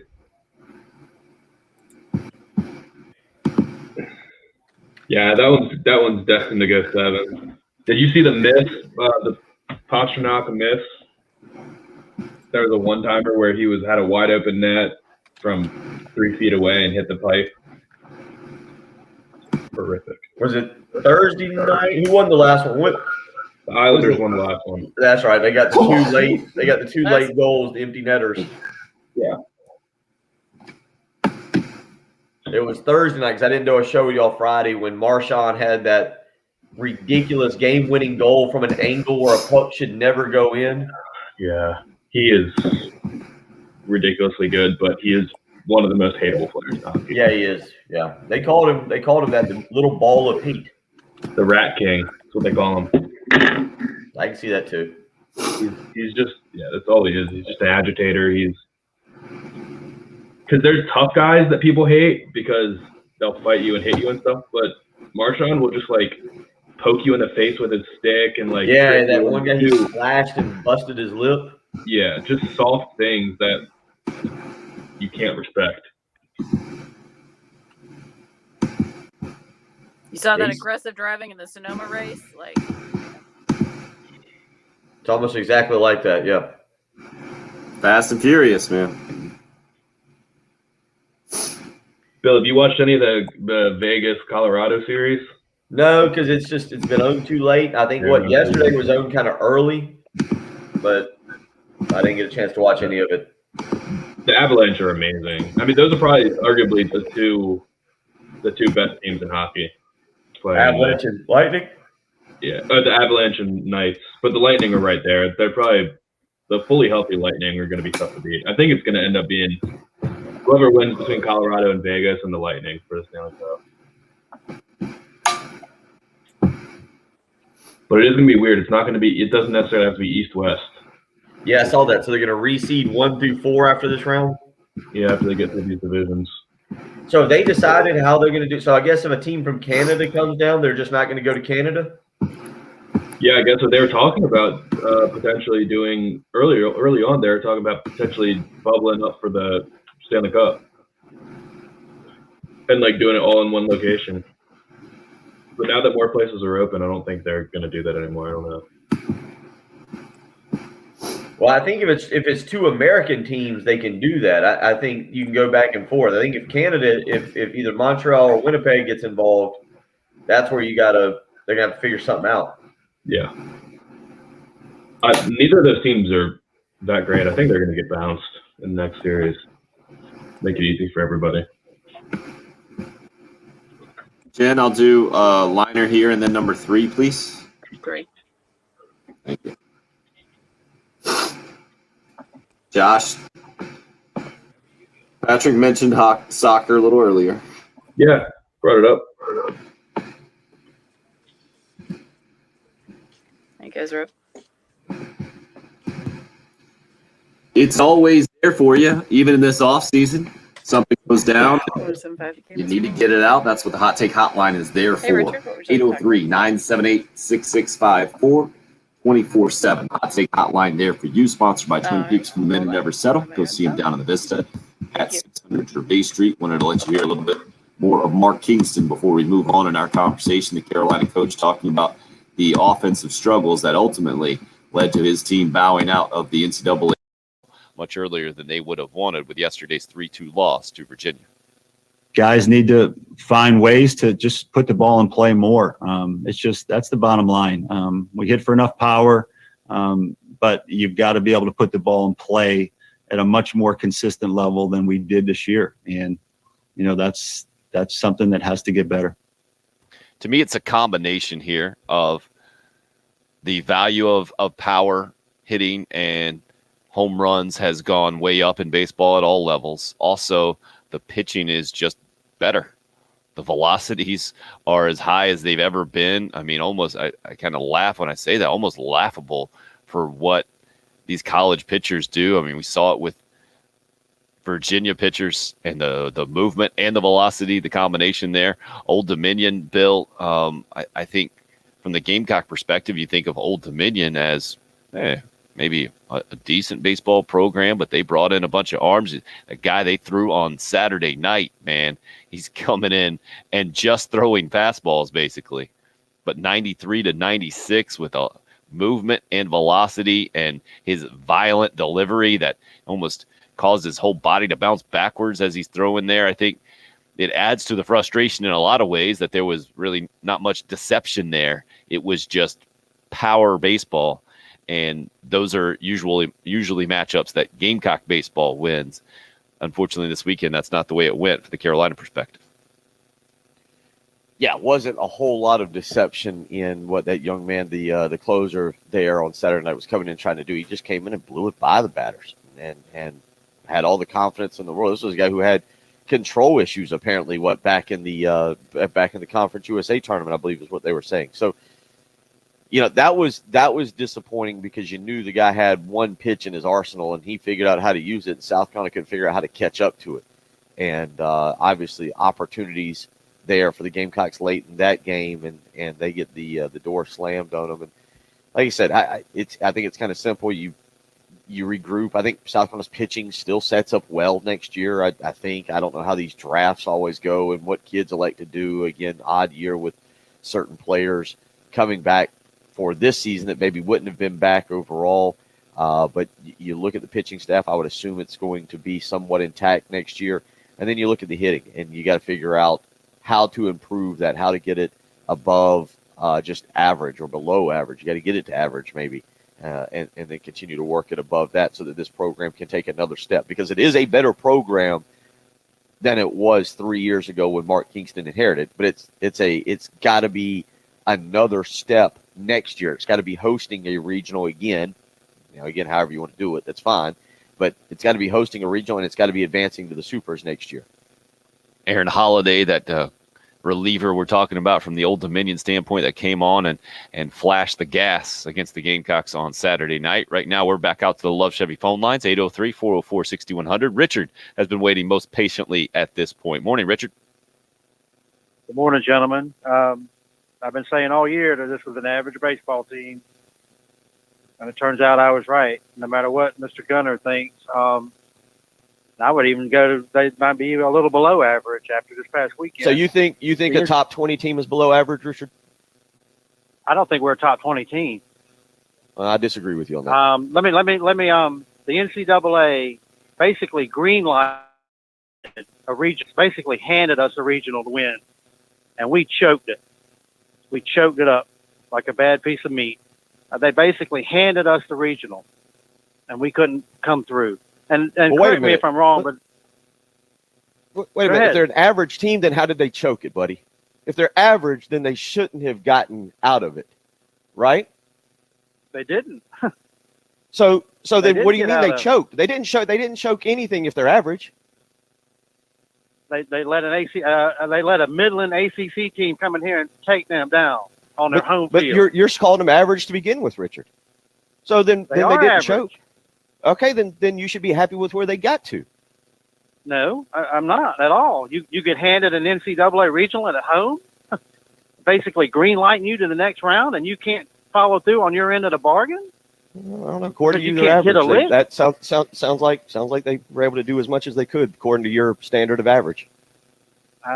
Well, if you think they measured up to the standard of Carolina baseball, then you're delusional, man. If you think they measured up to the standard that is Carolina baseball this season, then you're delusional. No one's saying they measured up to that. Bill's just pointing out that you're trying to have it both ways, Richard. You can't call the team not very good and then say they choked a regional, because then you don't understand baseball if you think it's just easy to advance through a regional. Did you watch Arkansas last night? Did they cruise through? They're like the most favored team to win a College World Series in the last, I don't know, couple of decades maybe. They're not cruising through their regional. Every single prognosticator that I looked at picked us to win our regional. No, Every that's just single wrong. one. And I Jen, probably looked we're at done 10. here. Wrong. That's Jen. delusional. That's delusional. Jen, I'm done with Richard. Richard's trying to have it every single way. I get it that you're not happy this morning, but to be unfair, it doesn't do anybody any good when we're talking about when we're talking things out. You can't have it both ways, man. Yeah, not a great year for Gamecock baseball. No one's going to argue with you on that one. But just because you have a regional at home doesn't mean you automatically win. What, TCU, the number 6 team in the country? That's who this regional matches up with. They didn't make the regional final either. No one's saying that it's okay for that to happen. I'm just saying that it does happen. And it happens to more teams than Gamecock baseball for sure. Let's hear what Mark has to say this morning on the Love Chevy phone lines. Hey guys. Well, the only thing the guy had right was they were an average baseball team. You know, I'd like to know what Bill thought, and I thought Bill was right most of the year talking about Gamecock baseball.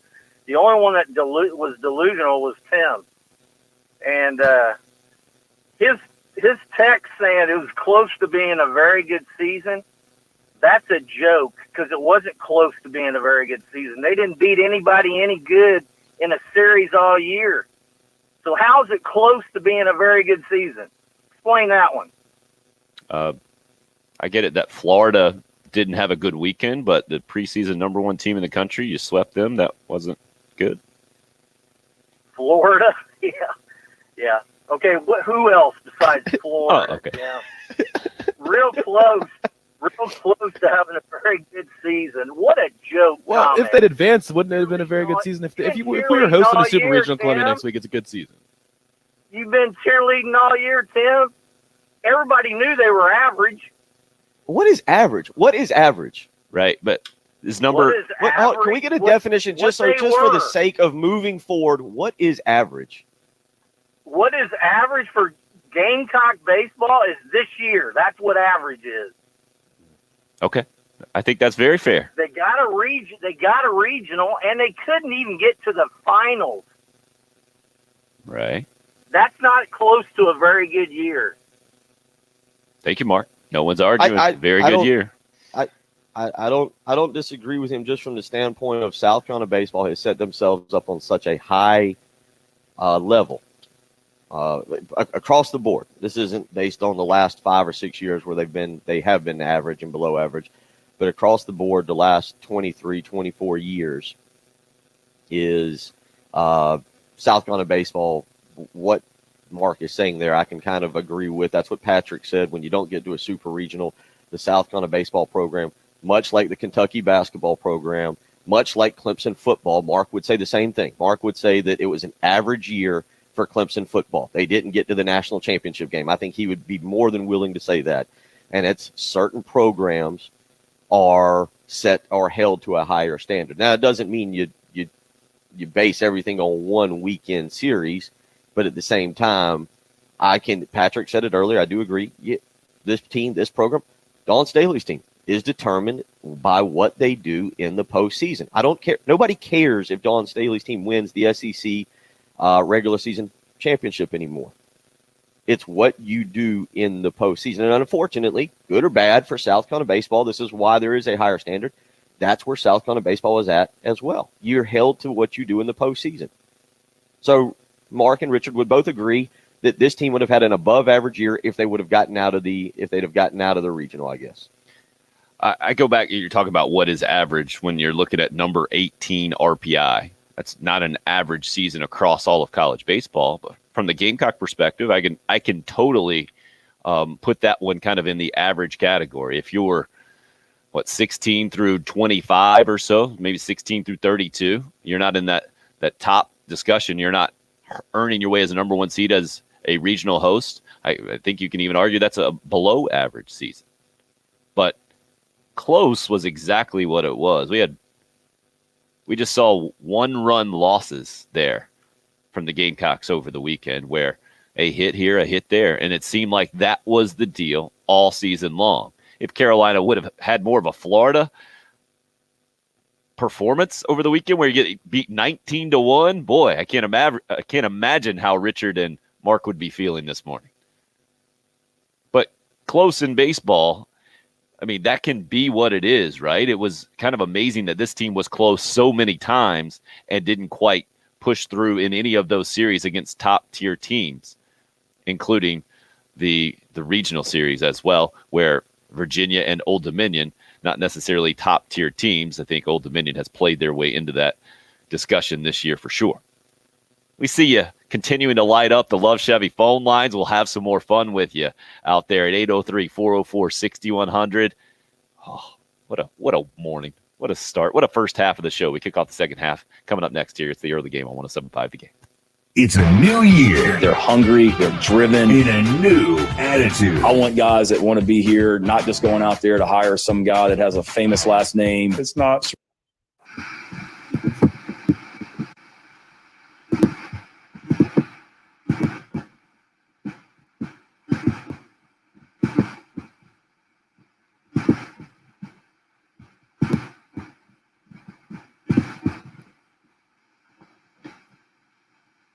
Hey, wanted to tell you, if you're looking for some professional help around your home, especially now that summer is here, maybe you got the pool season, if you're like my family right now, you still got some baseball going on, and that makes for a bigger mess than usual. Get Zero Res out to your house. You got a specific stain in your carpets, maybe the pets have gotten a little out of control this time of year too. Zero Res Carpet and Air Duct Cleaning can certainly take care of that. They've come out to my house a couple of times, cleaned my carpets, an area rug for me, to freshen up the tiles in the kitchen and the bathroom. Gave us great professional-looking results. But it's how Zero Res does it that sets them apart from any other carpet cleaning service. They have a patented powered water system where there are no harsh chemicals involved. That's especially important. At my house, that 1-year-old. I saw another 1-year-old about the same age over the weekend, and that dude was as chill as possible. The polar opposite of mine. Mine is just going nuts all over the place, so we have to make sure that the carpets are clean, the floors are nothing is there for him to pick up and put in his mouth immediately. So I especially appreciate Zero Res and their professionalism these days. You can as well. And right now you can get 3 rooms of carpet clean for only $119 plus a free hallway when you mention me, Tim Hill, 803-262-4020. Give Zero Res a call. You can book online at ZeroResColumbia.com. That's Zero Res. Spell it backwards or forwards. It's the right way to clean.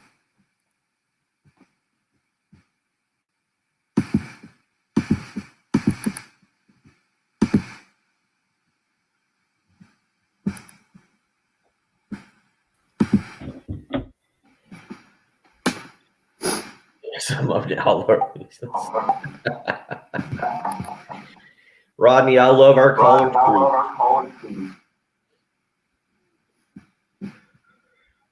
Oh boy. I don't know where people get the energy to get that fired up at 7:30 in the morning. That is always there, I believe, from those two guys.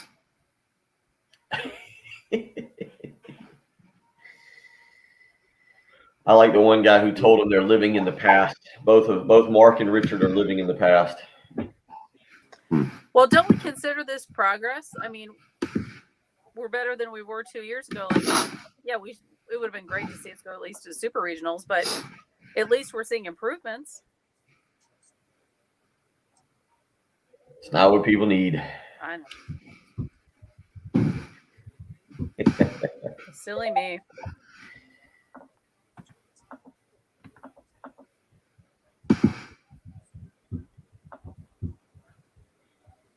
What intros is Lane talking about? I mean, the welcome, coach. We're almost done with those. He's been here for how long now? A few months for sure. Yeah.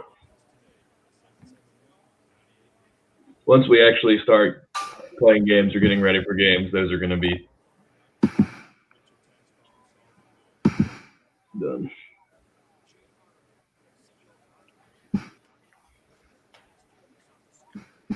Amen. Thank you. Thanks, Larry.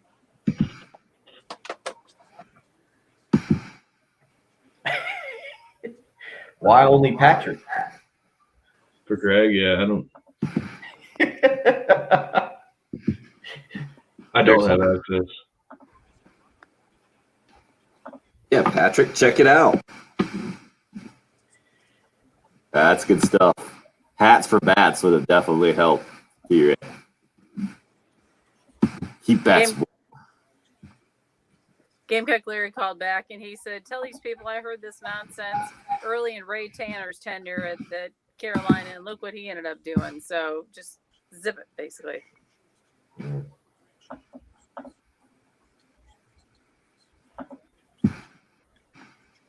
So right now, just Mike on hold. Gotcha.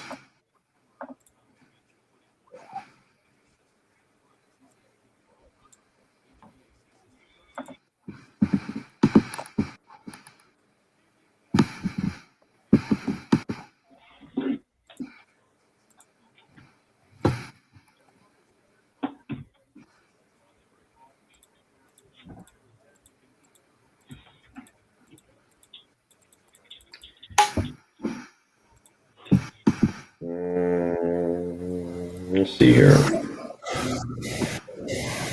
23 minutes and Djokovic will be playing. Oh boy. Did I see something? No. Something ridiculous. Who wins all the French Opens? Because the record I saw, is it him? Yeah. They said something popped up on Twitter. It was something like he's 103-2 there. Yeah. He's the greatest clay player of all time. He wins every single French Open. He's got like 15 of them. And back in.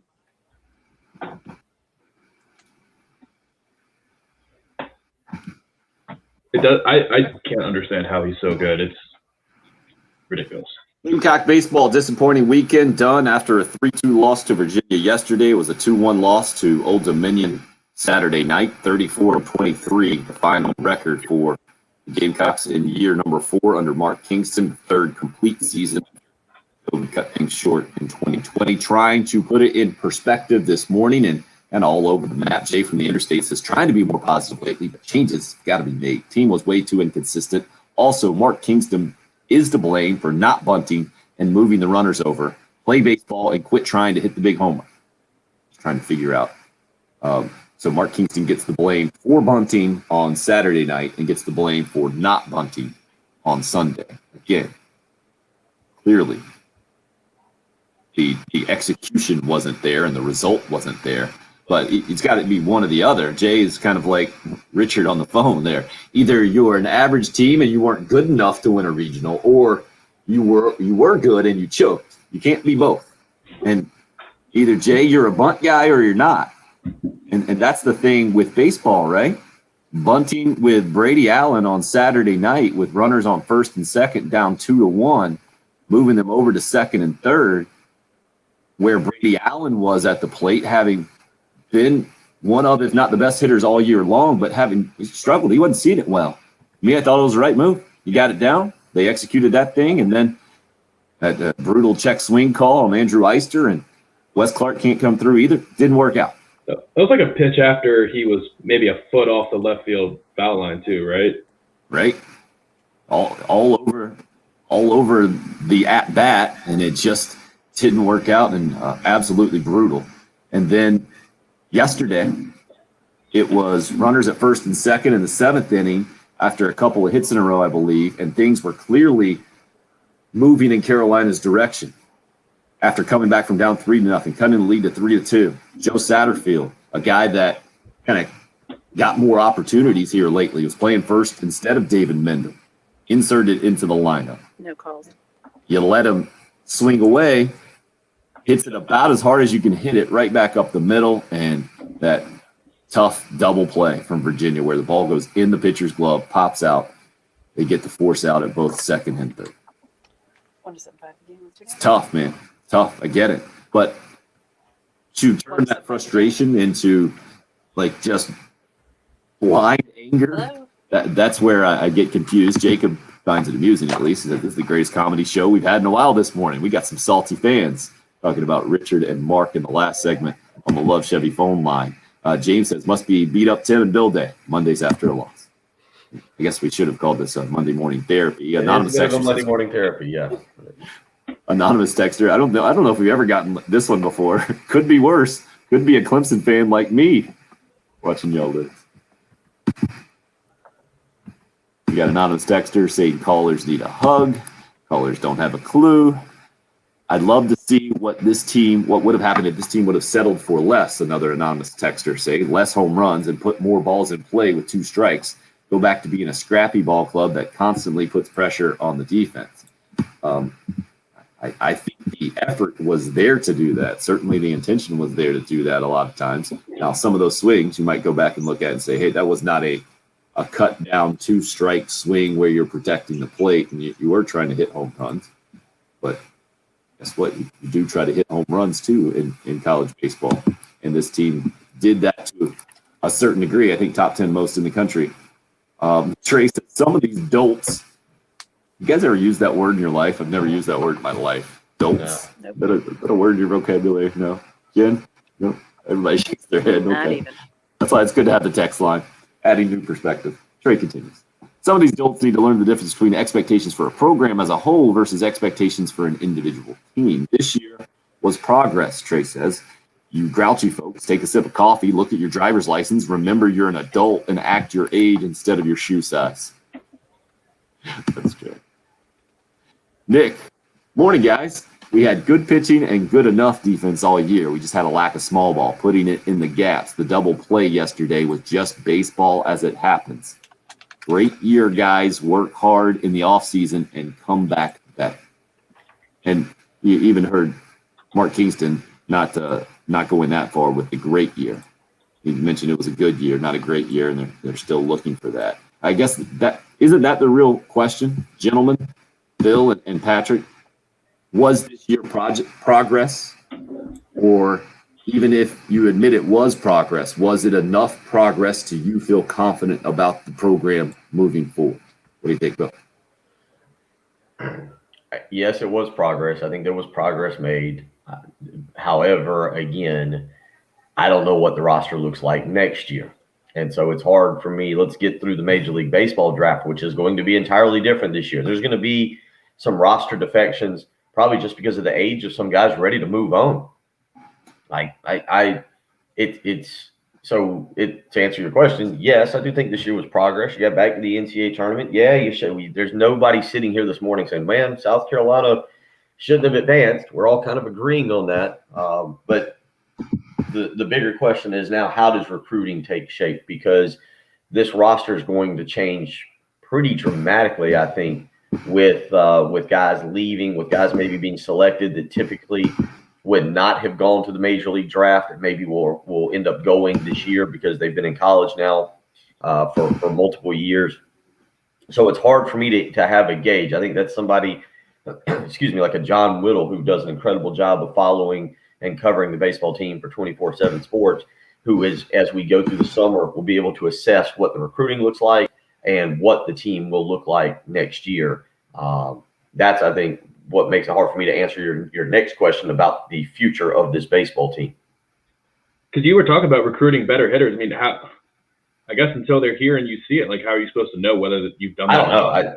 I don't. Baseball, it's much easier in baseball than other sports. I guess maybe college basketball has gotten to that point now as well, and maybe this is where we are as we sit here in 2021. I say this all having the older mindset of not getting the free transfer, right? And since we're in free agency in college sports now, baseball has typically been easier to get guys in with immediate contributions because of the junior college ranks in college baseball.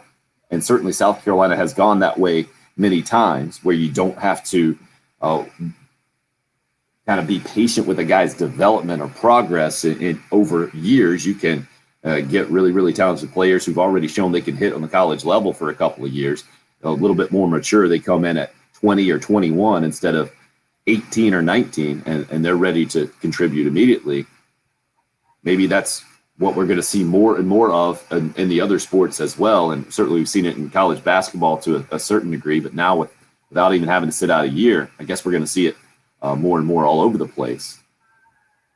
And I guess I have to change that mindset. But I think you're also seeing it maybe from the pitching standpoint, where these guys are throwing 95 relatively consistently all over the place.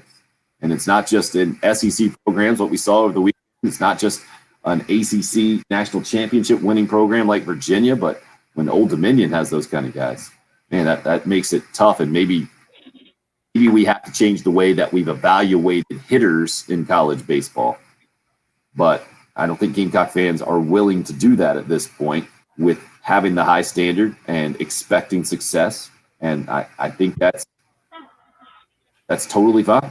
That's totally understandable, and you should expect success. You should have high standards. Those national championship banners are hanging. The trophies are out there at Founders Park, and you want to get back there. Damon says, I played high school and college baseball. Average is 18 and 17, and losing your one playoff game. Gamecock baseball is improving. What else can we ask for at this point? Key is we aren't declining. Let's save our answer for when we show decline. Plenty more of you weighing in on this subject. We'll continue to keep your comments coming on the Cool Care Heating and Air text line. If you'd rather talk it out, you can hit us up. That same number, 803-404-6100. It's the early game here on 107.5 The Game.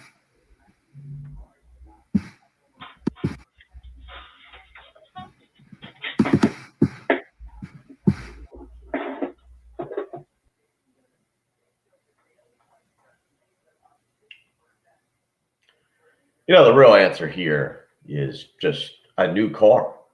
You know, maybe a pre-owned, certified pre-owned vehicle from Love Chevrolet, maybe a new car. But let's be honest, if you're in a bad mood this morning, going and purchasing a new car makes everybody happy. That new car smell just absolutely brightens up your day, makes you feel a little bit better about yourself. And I'm telling you what, there's no better place to go and make that purchase than Love Chevrolet. 14 acres of brand new Chevys to choose from, an incredible certified pre-owned lot over at Love Chevrolet. Incredible sales staff.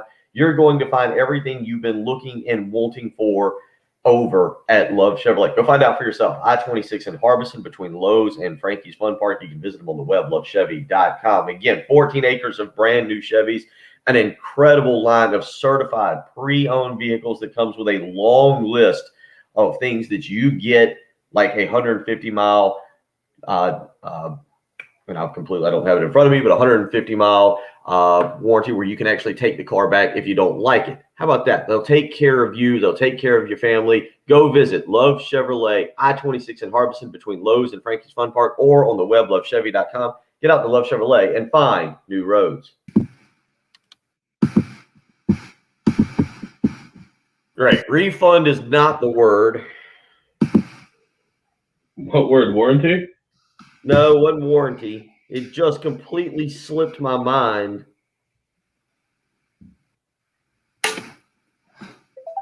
That's one of the reasons why I don't like solo host. When that happens, you got nothing, you got no help.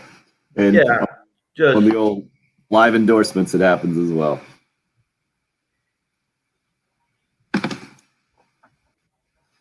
But guess what? Those are the ones exchange policy. Thank you. That's what I was looking for. Exchange policy.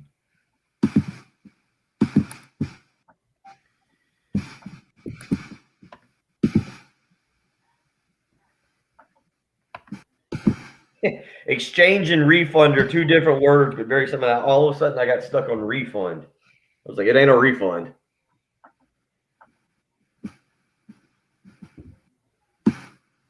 Oh. Jen, did Jen leave? I guess Jen left. Oh, there's Jen's head just pops up. How about that? They have a. Did y'all ever have a graduation ceremony for going from elementary school to middle school? Do you ever remember that with the kids? Your mic's on mute. When Trent went in New Providence from 5th grade, they did a little ceremony. Yeah. That's what I was just looking. It looks like Ansley's supposed to have one at 6:00 today, but it looks like 80% chance of rain, and I guess it'll get moved to Wednesday. They're not going to do it inside? No, doing it in the parking lot. Oh. I mean, I would guess just because of COVID and everything, they're able to space everybody out and I kind of. suppose. Yeah, that's not looking good for the next few days. Why? Because I just read the email again, and I finally understood it, but it said like Wednesday is the last day of school. And it's like it talks about 2 makeup days. And I've been reading it like, why would they have, what are they going to do? Why would they have makeup days in case there's bad weather for school? And then I figured out what the email's meaning is this little graduation ceremony. That would be the makeup days. I think the graduation industry has gone the way of the wedding industry. Like, oh, we can make money here. Yeah. Let's pump these things up. Right.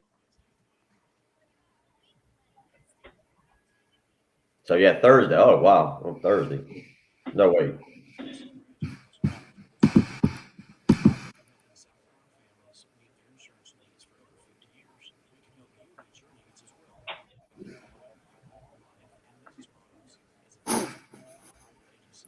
Then to middle school. Dun, dun, dun. She's actually pretty excited.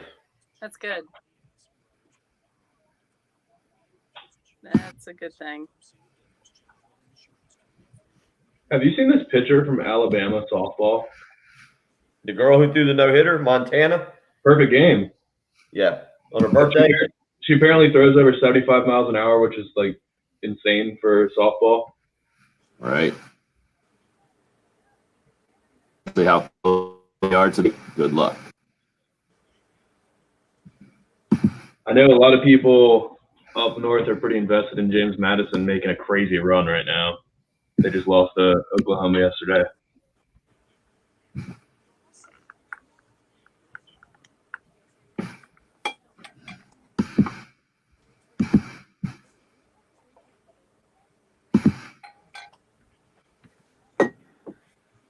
Put that back in.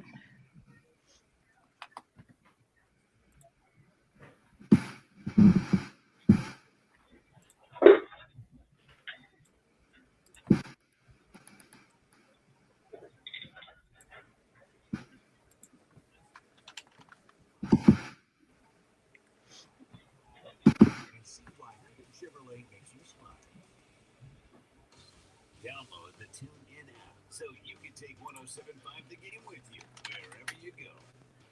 And now, back to the early game, for better or worse, with Tim and Bill.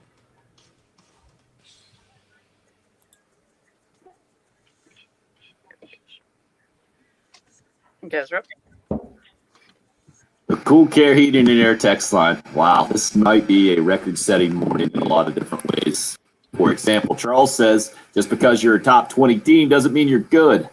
Some years, teams are better. This just wasn't a good year for college baseball. There are maybe 10 to 12 good teams this year. Charles, I don't know what you've been watching. I mean, this is probably the best year for college baseball talent in the history of college baseball. And I don't even know if it's close to that COVID situation. How about Allen? In key situations, the coaches either made bad decisions and or the players could not execute. Bad combination. That is what happens when you lose games, for sure. JB, how about this? Winning would have just prolonged the inevitable. We were not coming out of the next bracket as winners. There's some of you that see things a little bit differently. Harry says the Gamecock baseball team much improved this season over the last few. That's how I judge the program. Next year will be very telling. People need to remember there are a lot more really good baseball teams than there used to be in college baseball. It's extremely difficult to be dominant year in and year out. What do you think, Bill? Are we just kind of stuck in the past here? Is every Gamecock baseball team moving forward always going to be compared to back-to-back national champions? And a program that played for a third string?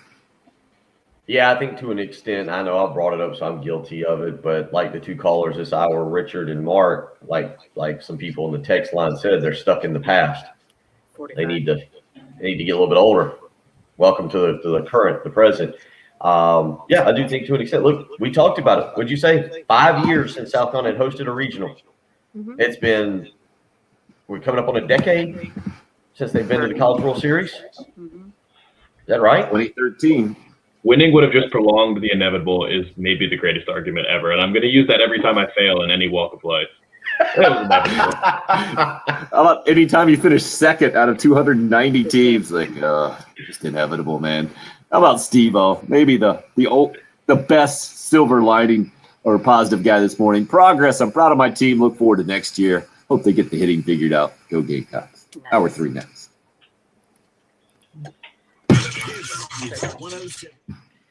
All right, you want to cut this?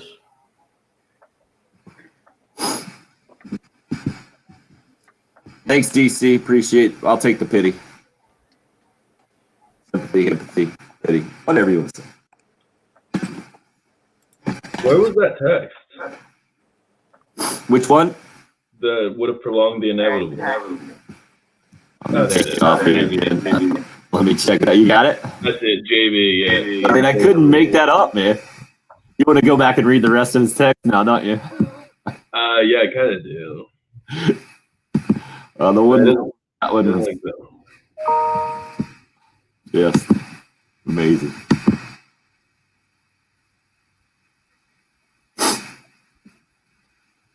The older I get and the more opinions I read of, I think this is where social media actually can be a good thing. Like, oh, I see your criticism and realize it should not be held in any kind of esteem at all.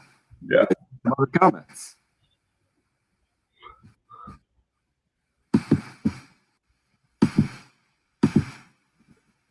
Let's see what else we got in here. I mean, that is amazing. For every team that doesn't win the championship, just say winning would have just prolonged the inevitable.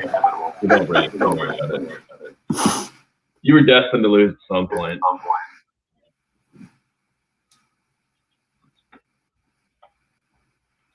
What's the point in even watching sports? You're inevitably going to lose. And guess what? Even if you win this year, I mean, it's inevitable. You're going to lose next year. Yeah. Fun. Caring is for losers. Oh, man.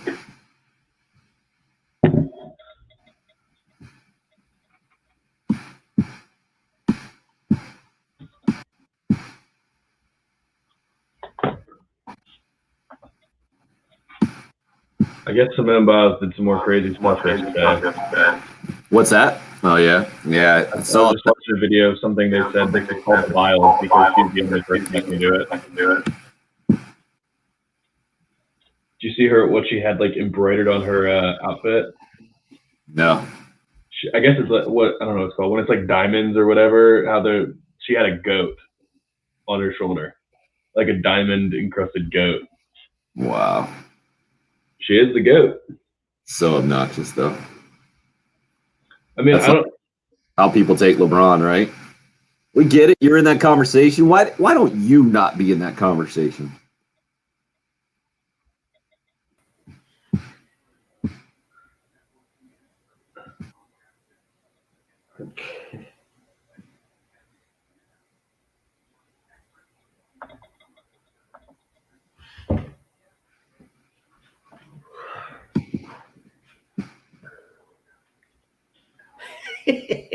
Good call, Trey. That is at lunch. Good luck with that. Oh, what was I to tell you? This is definitely not the content we live for, Trey.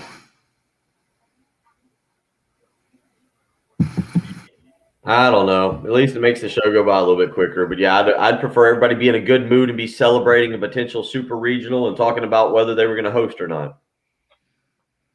And I got to tell you, what would be 3 more weeks of baseball if you made it to the College World Series? That makes the summer scoot along a lot quicker from our perspective. This is very true as well.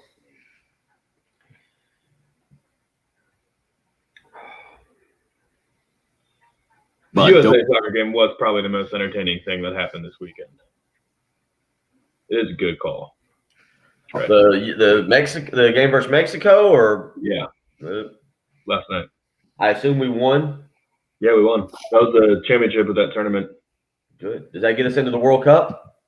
Gets us into the Gold Cup, which is every 2 years. Where's the Gold Cup played?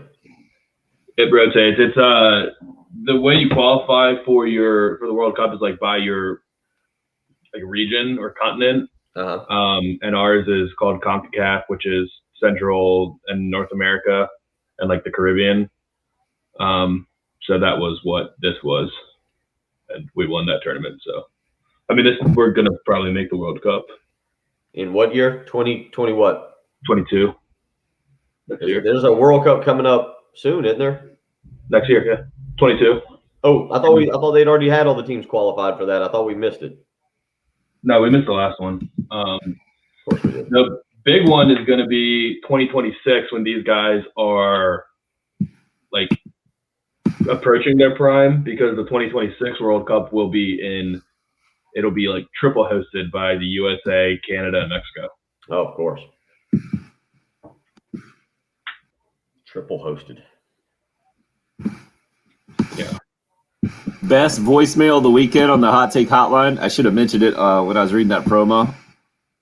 Someone called in while they were running during the weather delay Saturday night when they were running the Florida game and said, I was listening to that and didn't see it earlier this year, and then somebody came on and gave the final score to that game. Thanks a lot, idiot, for ruining it for me.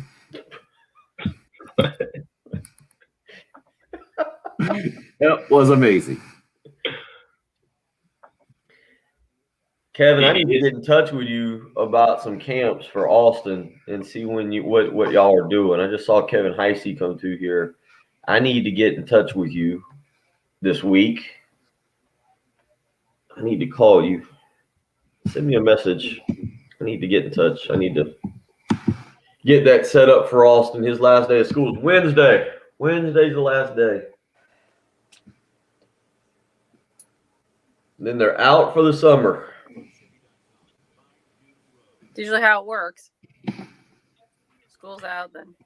I was reading because I didn't know if Lexington was going to do this, but apparently there's some school districts that are really making the move in the state of South Carolina to year-round school. They're going back, I think, July 22nd. Wow. Nothing good can come of that. We're in the intro. 3 straight in. We'll do it here in just a second. Since it's Perfect Strangers, we'll play with that first and then go there.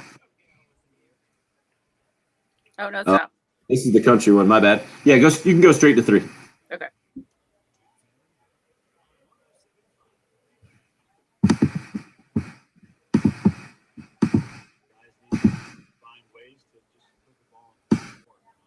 It's just that's the bottom line. We hit for enough power, but you've got to be able to put the ball in play at a much more level than we did this year, and that's something that has to get better. Gamecock baseball coach Mark Kingston, after yesterday's 3-2 loss that ended the Gamecocks season, a 2-1 loss to Old Dominion on Saturday night with a full Founders Park, the winner's bracket, driver's seat on the line, and the Gamecocks coming up a run short in that one and coming up a run short again yesterday. A disappointing weekend for sure. Ends what I guess is kind of the conversation we're having right now. Does that make it a disappointing season? I think that's fair from the Gamecock baseball perspective. Anytime you don't get to the final 16, the Sweet 16 in college baseball, that you can say it's a disappointing season. Now, the question is that a fair expectation, I guess, for Mark Kingston in full year number 3 after his last full season was 28-28? Or compared to the Chad Holbrook era when he missed the NCAA tournament completely 2 out of 5 years. That's where kind of I feel like the gray area of the discussion lies this morning, Bill, and we've gotten a bunch of different opinions. AJ just hit us up, says, glad we got back in the tourney, but hate that we choked away a home regional. We're an okay program at the moment, but not a College World Series threat, meaning the program and the fans are at a crossroads. Continue to expect Tanner-era excellence or adjust and lower expectations. I'm not even sure how I feel on that question. 2022 will be a very telling season. Well, I don't think anybody is telling you to expect or lower expectations from that kind of super regional mindset. But Bill, I would say that if you're expecting Ray Tanner-like success with back-to-back national championships and playing for a third in a row, obviously that is pretty ridiculous at the highest peak there. I mean, there's a reason why Ray Tanner hung it up after that. He knew there's only one way to go. There's only one way that you can go after you win national championships and play for a third in a row. But the realistic thing, I think, for Gamecock fans at this point is to acknowledge some progress, to not be pleased with losing a home regional, and to expect more in the future. I think that's how I see it. What about you? There's a line somewhere in between what was just described about Ray Tanner and then what's going on. You're right. Going to 3 straight College World Series championship series, winning 2 of them, losing the third. That's a lot. Obviously, that's a lot to ask. But I do think it's fair. South Carolina baseball is on a different level. It hasn't been where it needs to be the last 8 to 9 years. I thought this year, I think most would agree, this was a step in the right direction, but it can't be the peak. Every year, South Carolina baseball should go into the season expecting to host a regional and expecting to get to the supers. And then depending on how things play out, you kind of can judge from there. This year they did host the regional. Whether they deserved it or not, it's again irrelevant. They got the regional. They expected, as a fan, you should expect them to get to the super regionals. And that's kind of where they are at. And so, as Patrick and I said, it's an underachieving year. I think it's okay to say that. I also think you got to look at the big picture. And unfortunately, the big picture has got a big hole in it right now because we don't know. I don't think we have a grasp. Somebody hit us up on the text line earlier, Tim, and this is where, Patrick, maybe we'll just put you in charge of it. You're the draft guru to begin with, but somebody hit us up on the text line earlier and said, will Wes Clark leave? Should Wes Clark leave? I have zero clue where Wes Clark may or may not get drafted in this Major League Baseball draft. I have no idea. Patrick, as much as a guru as you are on the NFL draft, I have a feeling the 4 of us are that far off on the college baseball draft in terms of what these guys I tried to Google it, but there's certain websites that you need an account to log in and read the scouting reports. So I have no idea. Let me help you guys out. I don't think it's high. The batting average in SEC play, I think, is probably where scouts go to from that standpoint. Having seen power hitters from the Gamecock perspective who put up really good numbers where that hasn't translated to professional success. Jerome Peters had probably the best season. Wasn't drafted terribly high. Brendan Wynn, I think, is a great example of a guy, if you guys go back in the archives, that could hit a bunch of home runs. And he had a tough season from an average standpoint, I think, his last Carolina year. And I don't think he even got drafted, or if he did, it was very low. Phil Disher, another type hitter that I get it, that the numbers 23 was really impressive this year. Wes Clark deserves to be an All-American like he was named. I think a third-team guy by Collegiate Baseball or Baseball America, deserves all of that. But you can't ignore those struggles either. Now, I thought he had a pretty good weekend. Came through with a home run against Virginia on Friday, ground rule double, and somebody hit us up too, which I thought was really interesting here. This was DJ. The regional was disappointing, but if you watch this Carolina team this season, then it shouldn't have been a shocker or surprise. Home runs are great, but the emphasis on them is hurting baseball, in my opinion. The inning in Friday's game against Virginia, DJ says, when Clark and Seitler hit consecutive ground rule doubles and Burgess slapped an RBI single, was awesome. Founders was rocking. That's baseball at its best, and we need more of it. So when guys bounce the ball out of the ballpark, that's okay. But if you hit the ball out of the ballpark, then you're putting too much emphasis on the home run. Like those guys weren't trying to hit the ball out of the ballpark, came up a little bit short, and it's a difficult thing to try to put in perspective. But what it comes down to simply is that the Gamecocks weren't good enough offensively. So now the question is, how do you improve that in the program moving forward? Want to continue that discussion with you on the Love Chevy phone lines. Kevin up next here at 803-404-6100 to discuss Gamecock baseball. Morning, Kevin. Hey, good morning. I appreciate you taking my call, and I appreciate your show. I'm a long-time Carolina fan going back to the June Rankins era, so I've seen a lot of Gamecock baseball over the years. I'm not saying, certainly that we need to fire Kingston, but I am a little concerned, and I'm going to tell you what about. I went back and looked at his overall coaching record at all his stops, taking away last year's shortened season. I didn't include that one. So in 10 seasons, he averages 33 wins and 23 losses at all his stops total combined. And that's pretty much where we were this year, 34 and 23.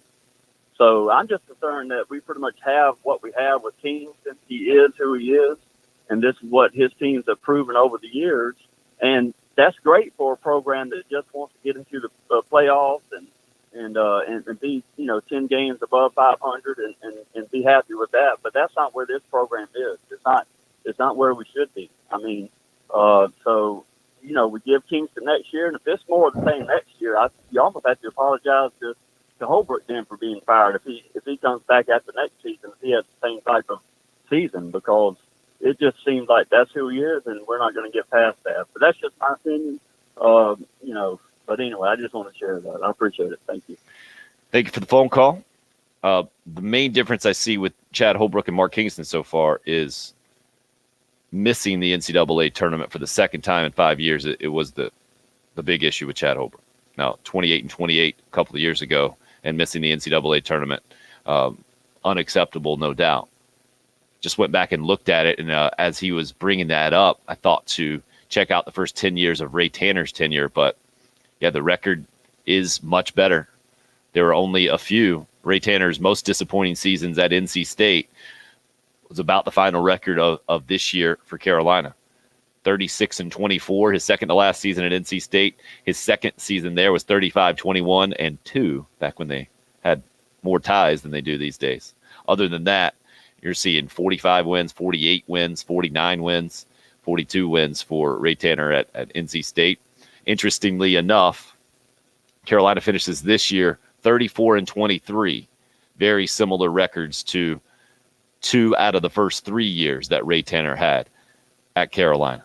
33 and 24 his first year, 35 and 23 his third year at Carolina, where they actually won the East but didn't even get an NCAA tournament bid, finishing 15 and 15 in conference play.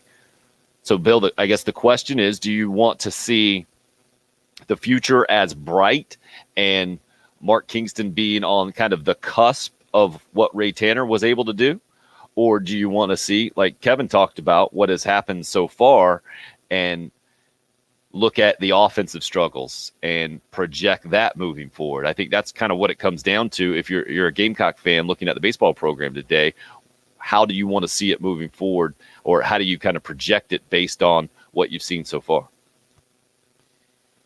Yeah, and again, the weird thing here is that we've eliminated a year last year. We don't know how that.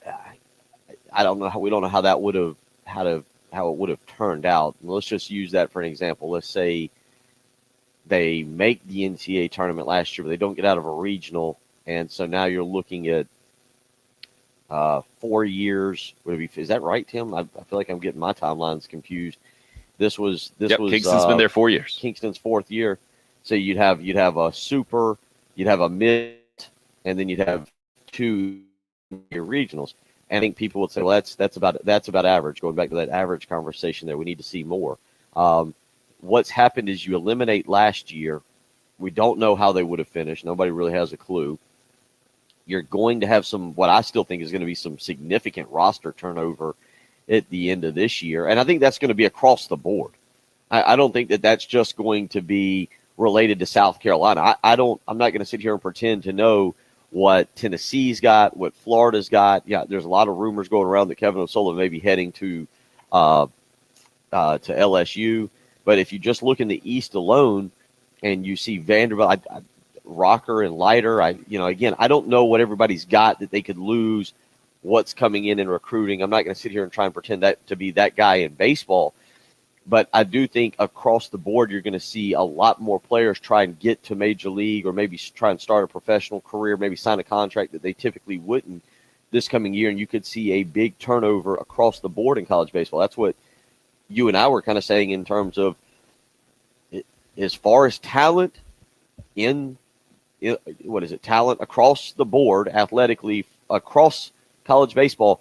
This was probably one of the best years ever because you only had a 5-round Major League Baseball draft last year. You had guys that would have gone pro last year that ended up staying one extra year because there was only 5 rounds of the Major League draft. So with all that being said, I think when you talk about the future, I want to see what this baseball team looks like when we get to, I guess, mid-July, maybe the beginning of August when school starts. I can never even tell you what incoming freshmen are going to end up enrolling in school because it's just one of those weird, wacky sports where you don't know what exactly is going on now.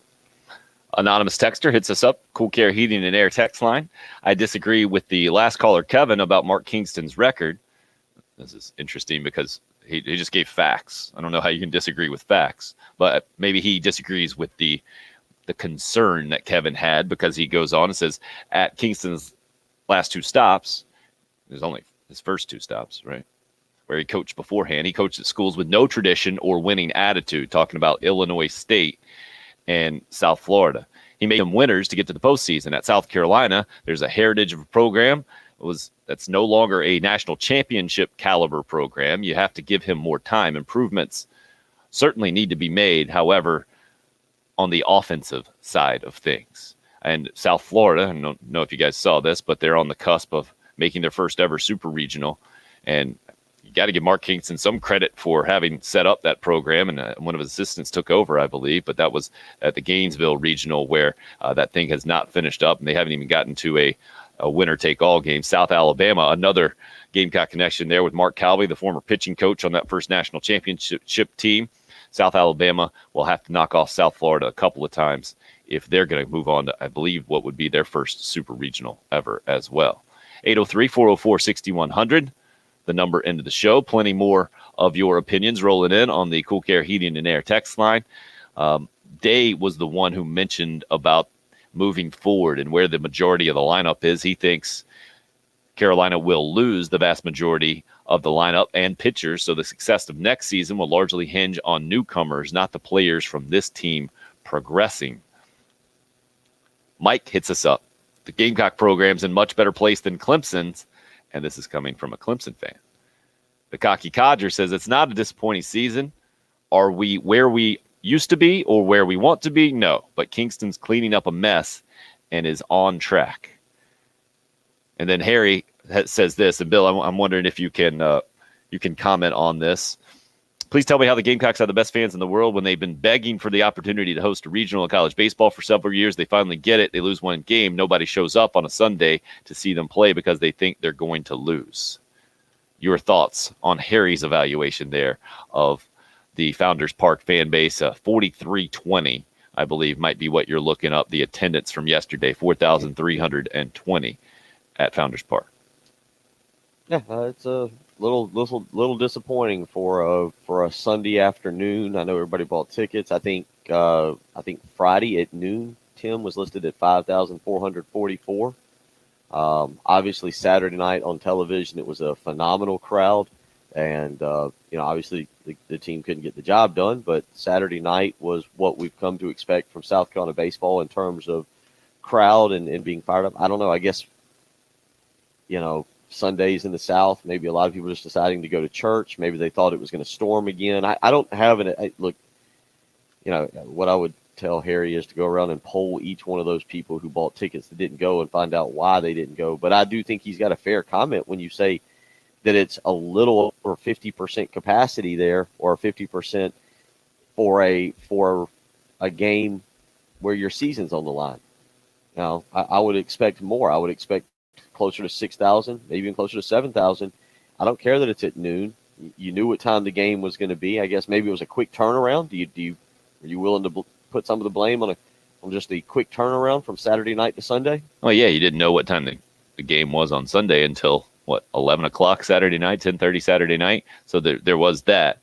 To me, well, you did. I mean, yeah, you did know that it was going to be like it wasn't like they were making up a time as they went along. You knew it was either going to be noon or 7. Six. You had to go into it knowing, all right, well, if we lose, we do play at noon. I mean, it's one thing to finish a game at 11 o'clock and everybody go huddle real quick on the mound, yell at the crowd, hey, 3 o'clock, everybody be here tomorrow at 3. You kind of did at least know what the times were going to be, but I do think maybe for the quick turnaround for some people getting home, I don't know, maybe getting up. But I would think if you bought weekend tickets, you're well aware that if you want to go, you gotta suck it up and be there at whatever time the game is. Yeah, but just how you put it there, I think, is the logic that explains the crowd from yesterday at noon, especially after the disappointing loss that was so close on Saturday night. Gamecock fans have become accustomed to. I realize it hadn't happened in the last several years, but not being in that position, not being in the losers bracket at a regional. I think there are a lot of people that set up their weekend fully expecting to go to that Sunday night game at 6 o'clock and looking forward to Carolina clinching that spot and then hosting a super regional once they saw that TCU was out as well. And the disappointment that it didn't happen, first of all, and also you can watch it on TV is probably a factor as well. But I wasn't surprised to see that number 4320. You mentioned Friday's crowd. I thought it was fantastic for noon on Friday. And then Saturday was obviously electric and what you would expect for a Saturday night NCAA regional game at Founders Park. But again, the Gamecock fan base, spoiled. Yeah. Totally spoiled with national championships, the longest NCAA tournament win streak ever a decade or so ago. And I think rationally and logically that all teams since then have been compared to that. And it's a ridiculously high standard that I think as it gets further away, those comparisons will be less and less, and you'll start to be able to appreciate, I think, seasons that don't end in championships, or you'll be like JB and say that basically anything that is not a championship was destined to be a failure, and it's just destined to happen. You can choose to go one way or the other. Patrick, you've decided to take that up in life. Yeah, just prolonging the inevitable. Prolonging the inevitable. Yeah. You're not going to win a championship. And even if you do, we talked about in line, well, you probably won't win one the next year, so you can look at it that way. Yeah, winning a championship is just prolonging the inevitable that you won't win the following year. So what's the point of winning a championship? You're just going to be let down the following year.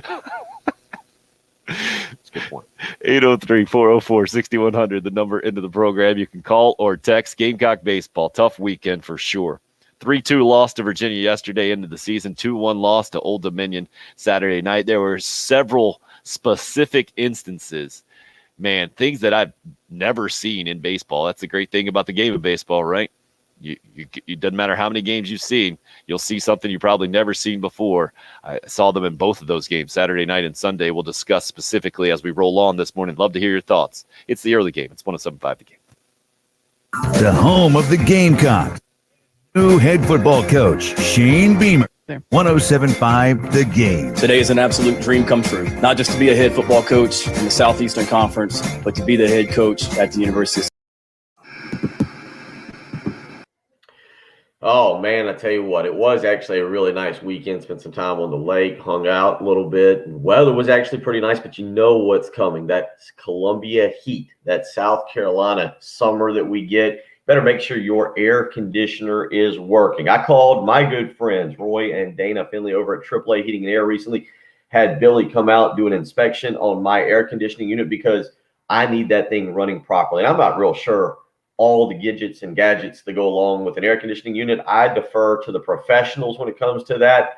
They came out and they made sure everything was running well. You need to do the same. Get a checkup on your unit right now before it gets too hot. Call AAA Heating and Air, 803-677-1500. If there's an issue, they'll offer you a $1,500 rebate to take away your old unit. Then they'll give you 0% financing and zero money down on a brand new unit. They also offer, listen to this part, a 15-year parts and warranty guarantee. So if there's ever an issue, AAA Heating and Air is there to take care of you. They need to be the ones you call when you need a fix for your heating and air unit. Don't wait around. Give them a phone call today, 803-677-1500. I'll give you that number again because you want to get them out there. The South Carolina summer is coming. 803-677-1500. That's AAA Heating and Air. Tell them Bill Gunner sent you.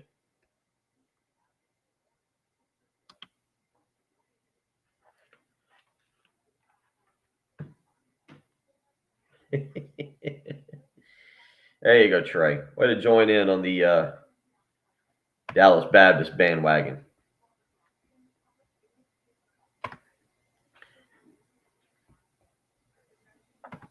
What is an honorary doctorate? I don't know. How do you get one? I think that's just where you, I don't know. I'd like one of those. It seems fair. Something you can ask for. I'm sure you just send in an email. I mean, I've heard of honorary degrees. I didn't know you could get an honorary doctorate. Oh.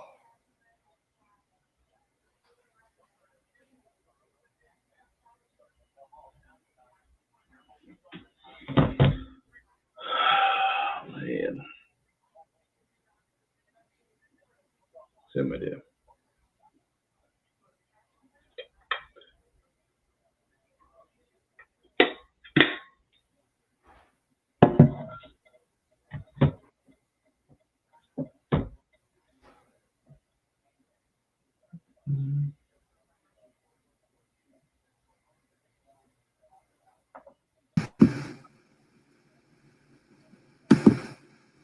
It's giving the people nothing, huh?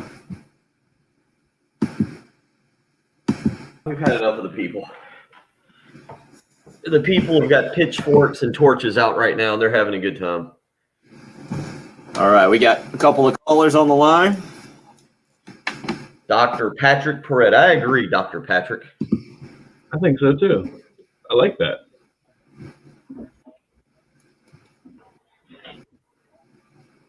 It's been 2.5 hours. We haven't talked about the Floyd Mayweather fight. The what? Oh, that got him kicked off. What did he say? We haven't talked about the what? No clue.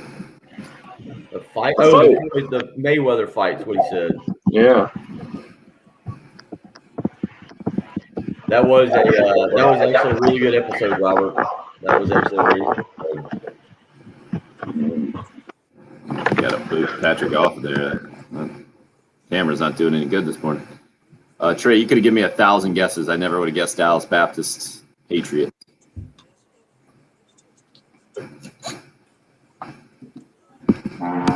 Still struggling there, camera. Thank you for the history there.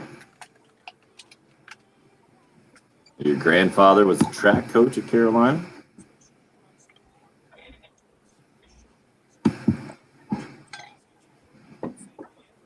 Yeah, did you guys see any of that? Any of the highlights or anything on Twitter this morning? No, I hadn't looked for the fight. I saw that old Chad Ochocinco fought as well. Yeah, I saw a picture of him getting knocked down. I didn't see anything. I know that I just saw the walkouts, and Logan Paul was wearing a Pokemon card that he bought for $300,000 as a necklace, and Floyd Mayweather was wearing an OnlyFans hat and a BetOnline mask. They definitely made a ton of money last night.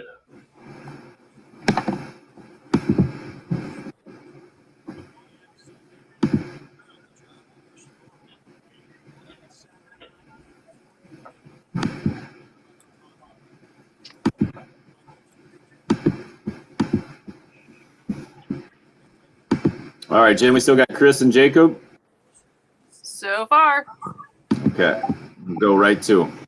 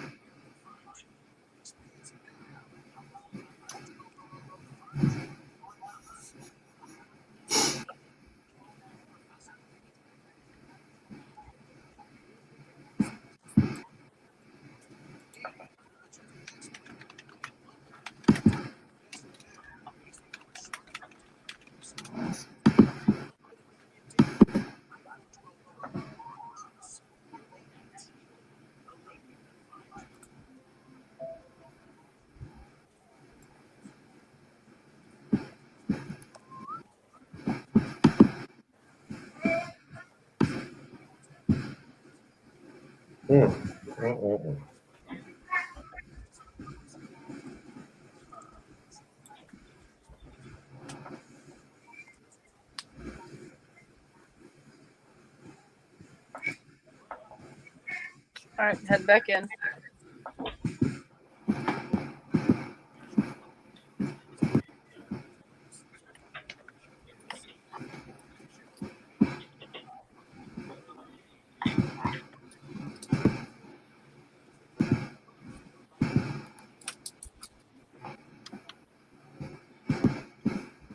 Guys, rope.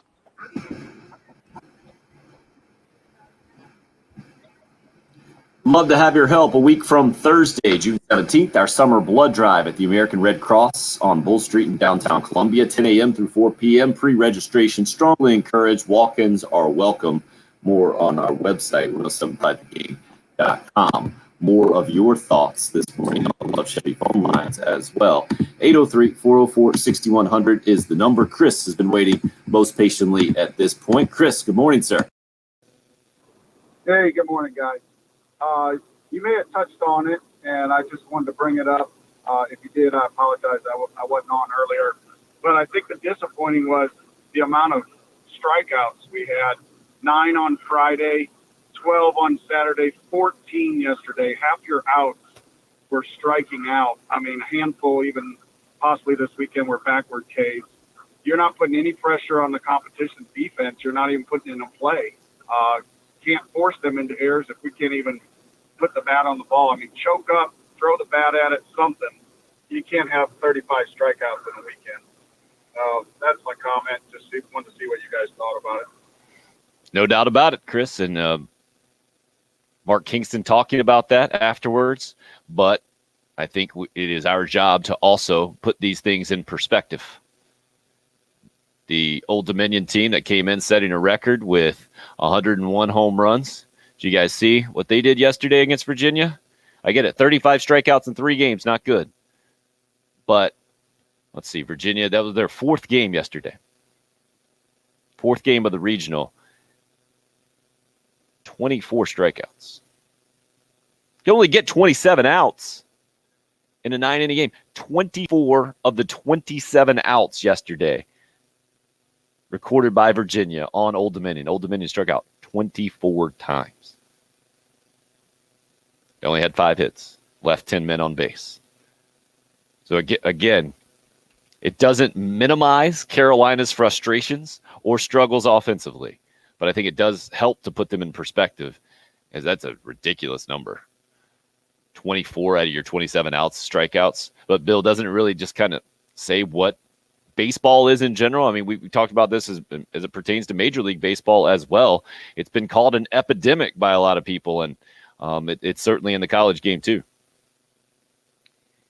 I don't know, the difference obviously in hitting in the majors versus the collegiate level, but certainly it does seem to be that the pitchers have the upper hand. Now, that doesn't make an excuse. There's plenty of really good hitting teams in the SEC.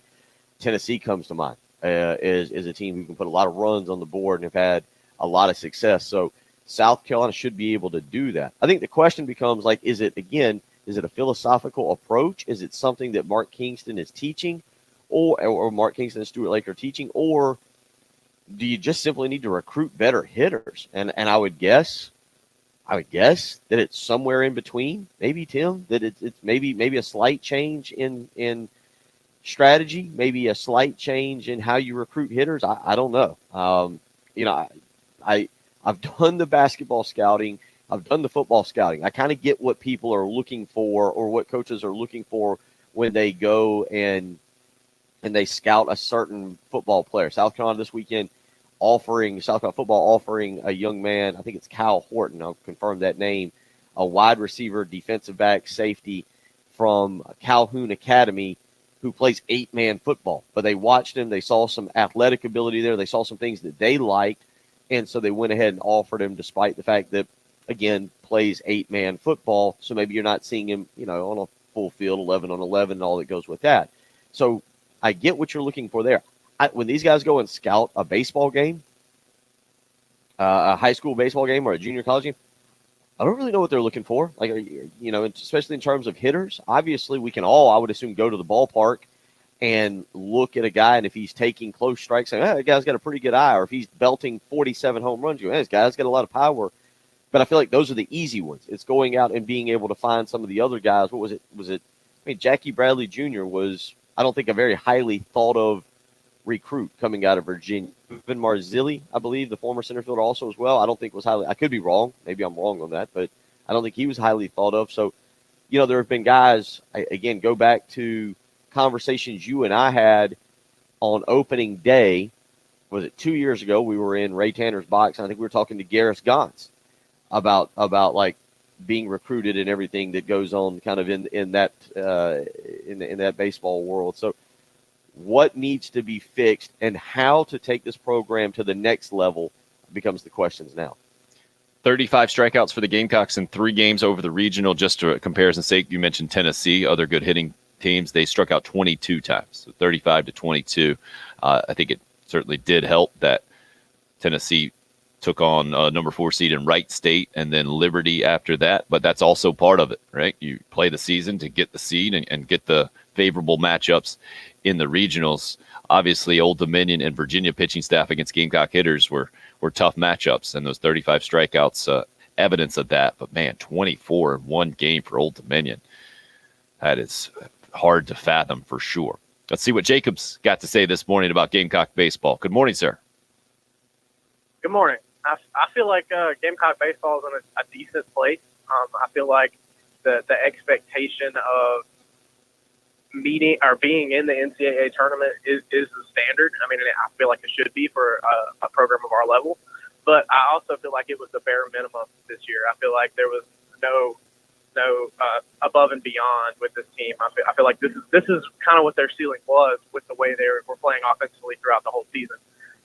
So am I disappointed a little bit? Yeah, but this is kind of what I expected based off of what happened the last half of the season and even to the first half. But that's all I have to say. I feel like the expectation was met, and I feel like that's about as good as they were this year. Thanks. Appreciate the phone call, Jacob.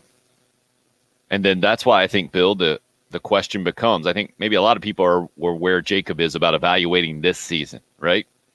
I think you can go as far as good, and that's as far as you go. I think there are some who are not willing to go that far at all and saying average, even below average. I think we're kind of splitting hairs on that because the ultimate conversation goes towards the future, right? How do you feel about this thing moving forward and what needs to be done? No doubt next year will be very important in a lot of different ways for Mark Kingston and this Carolina baseball program.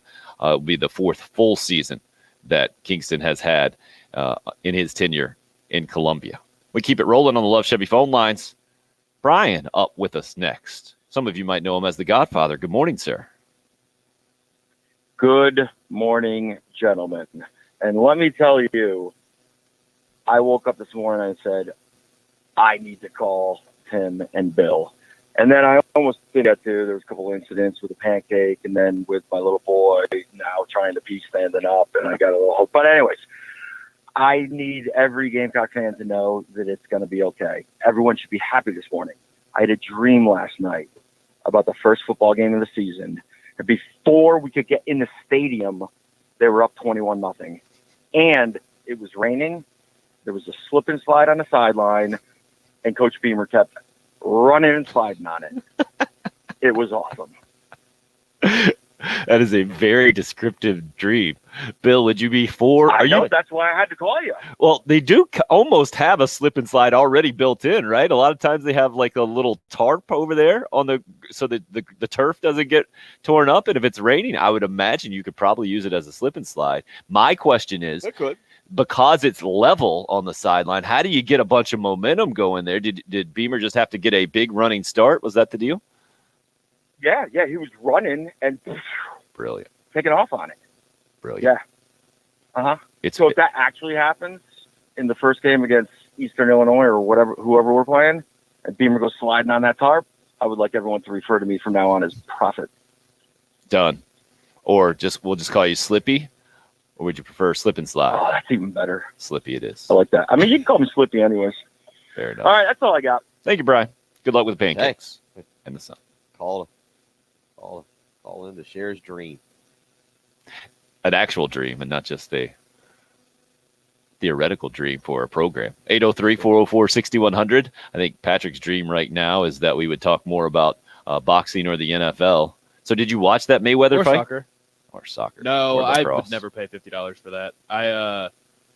I popped it up on Twitter, like typed in the name or the hashtag, looked at the videos of them coming out, and then for maybe 20 to 30 seconds at a time, I found a couple people illegally streaming it through Twitter, and I watched it for about 20 seconds before they caught on and took it down. So I probably watched a combined like 90 seconds of the fight plus walkouts. I didn't care into that much, and it sounds like once I found out there wasn't going to be a result unless there was a knockout, I definitely didn't care. But yeah, it's a kind of like a pop culture phenomena. It was a big deal, made a lot of money, so I wanted to at least be a little clued in. Gotcha. Now, Bill, I want to get to what you saw on golf Twitter over the weekend as well when we come back. But first, I mentioned that there were a couple of specifics, right? On Saturday night, it was choosing to bunt Brady Allen late in the ball game, down a run with runners at first and second. He's your leadoff man, got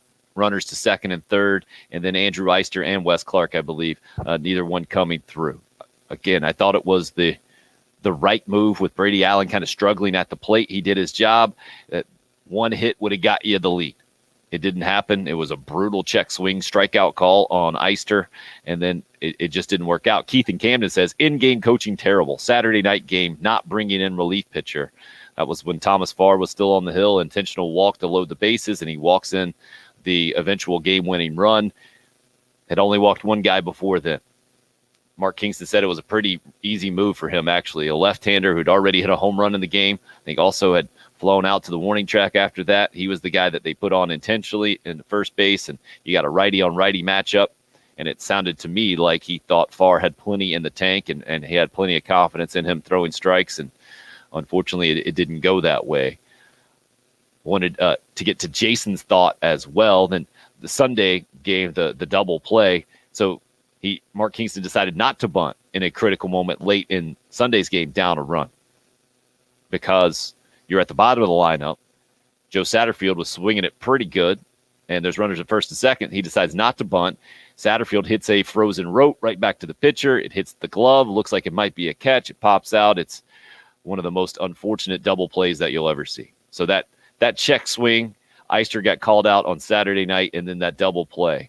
Two things that I have not seen in baseball, the way that they happened. It was the worst call I've seen, and I'm one that tries to stay away from blaming umpires or calling them out. It's a really tough job, but man, that one was absolutely brutal. There was another one not long after that seemed like a clear makeup call, and it was brutal for Old Dominion. I don't know what you're doing there at first base. And then that double play, man. Talk about sucking the life out of your team and crowd and the whole thing. Just a break that didn't go your way. And Patrick, I think you did the numbers earlier. I think you went 1 through 4 in the lineup. Do you still have those in front of you, what Gamecock hitters did? Because Jason has gone 1 through 5 in the lineup. And he said they were 6 for 46 this weekend for the Gamecocks, 130. Because the pitchers were great, a 130 batting average. The pitchers were great. Best hitters on the team didn't show up. You had the 1 through 4 numbers? Yeah, it was 6 for 45. He did 1 through 4. Okay. So Allen was 1 for 10, Eister 2 for 13, Clark 2 for 10, Seitler 1 for 12. 2 walks between the group. 20 strikeouts. So more than half the strikeouts for the weekend came from your top 4 guys. Yeah, it's just something that you can't have and have postseason success when it comes to college baseball for sure. Weird weekend of golf. Was it a 6-shot lead? Is that what John Rahm had? And then test positive 6 or 7 for coronavirus and can't play in the final round. And then you had Bryson DeChambeau saying that golf might need to do something to rein in some fans. Brooks Koepka wasn't playing, but he was on the social media basically encouraging it all. We'll get final thoughts on that as well as our Gamecock baseball discussion coming up next. If you would like to get one last thought in, it's 803-404-6100 on the early game. It's 107.5 The Game. 107.5 The Game. The game is on the air, online, on your phone or tablet, on the app, Alexa, Siri, in your gym locker. Timing is something. We always talk about it as it pertains to sports. Wanted to talk about it with you right now as it pertains to maybe something that's even more important in sports. Believe it or not, there are things out there, I am told, that are more important, especially when it comes to how much you're paying per month for your mortgage. If yours is too high right now, or you're thinking, hey, man, I've seen some of these numbers that are out there. Seems like the market's in a great place. Well, give Buford Lending a call. I can tell you from personal experience, Buford Lending has shown me some great numbers right now.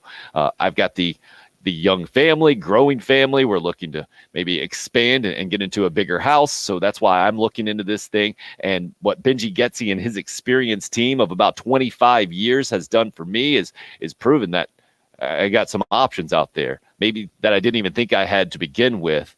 And Buford Lending has shown me that. And it doesn't have to be just my situation. Maybe you're looking to refinance right now. You know, the interest rates are down in the 2s at some point. Or maybe you're looking for a VA loan, a second home, whatever it is. Buford Lending has done it before.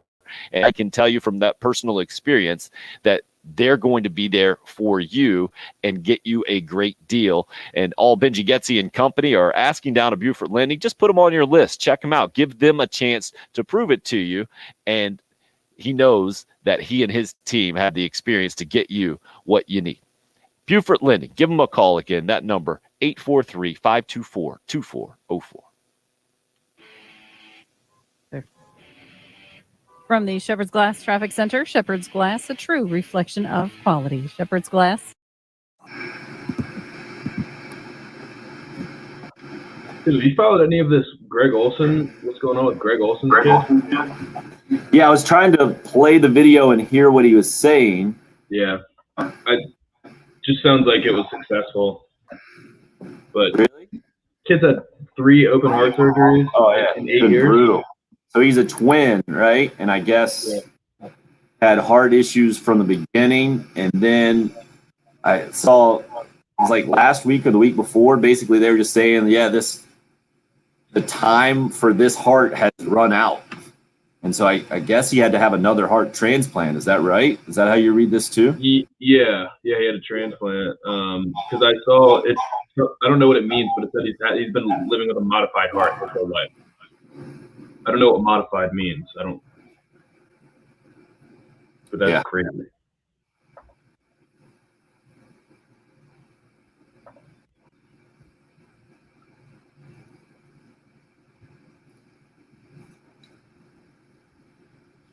Trey, you got to understand, I think Julian Bosnick is the best pro prospect on this team, and I don't know if it's close.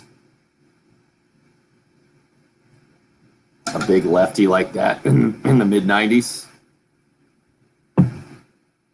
Brett Carey was definitely the best pitcher this year. Are you trying to say, is that mid-reliever or closer? Middle reliever? It's very difficult to know who's the best. I guess that's every sport. And I think Braylon Limmer is next on the list with his tools. Not a pitcher, obviously.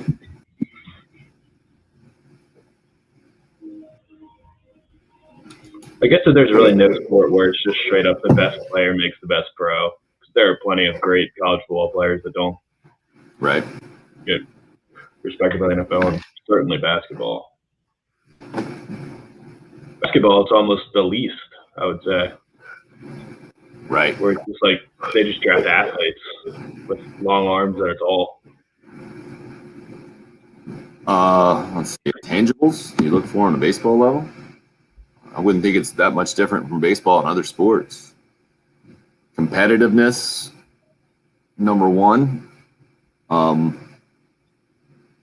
Maybe the ability to move past failure, number two.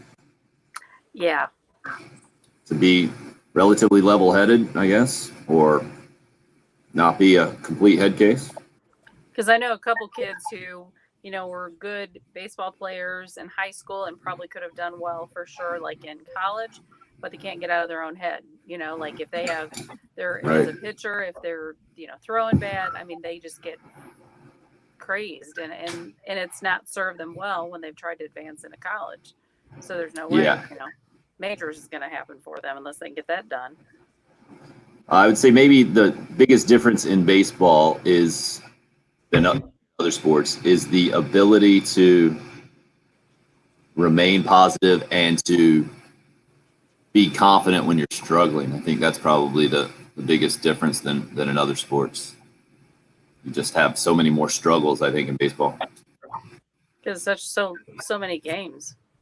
Yeah, like that level-headedness that Jackie Bradley Jr. and Christian Walker and Whit Merrifield feel like they were all relatively even keel guys, and clearly their professional careers have turned out pretty good. Mm-hmm.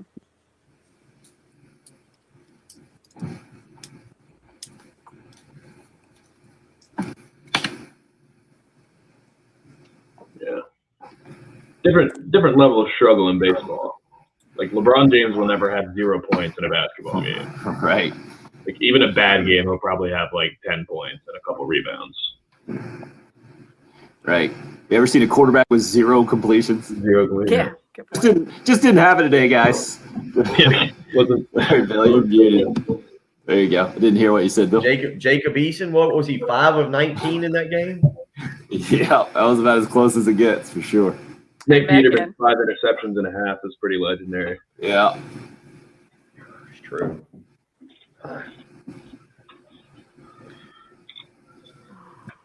Yeah, Damon. That's a great example from baseball. Like, especially in the majors, you can't give up on a team just through May, man. 19-31. All right, we're up. We're in. Nationals. What went down this weekend? What was your boy Brooks Koepka doing, Bill, on social media? Is he giving beer away? Is that what he's doing? Well, technically, no, he was not. Michelob Ultra was, and I guess they are a sponsor of his, is what I can gather from this. I didn't know that until yesterday morning. I believe it was yesterday morning. It might have been Saturday morning. But, yeah, I like poor. I don't know who to pull for here in this rivalry that's developing. Huh? Of course you pull for Brooks.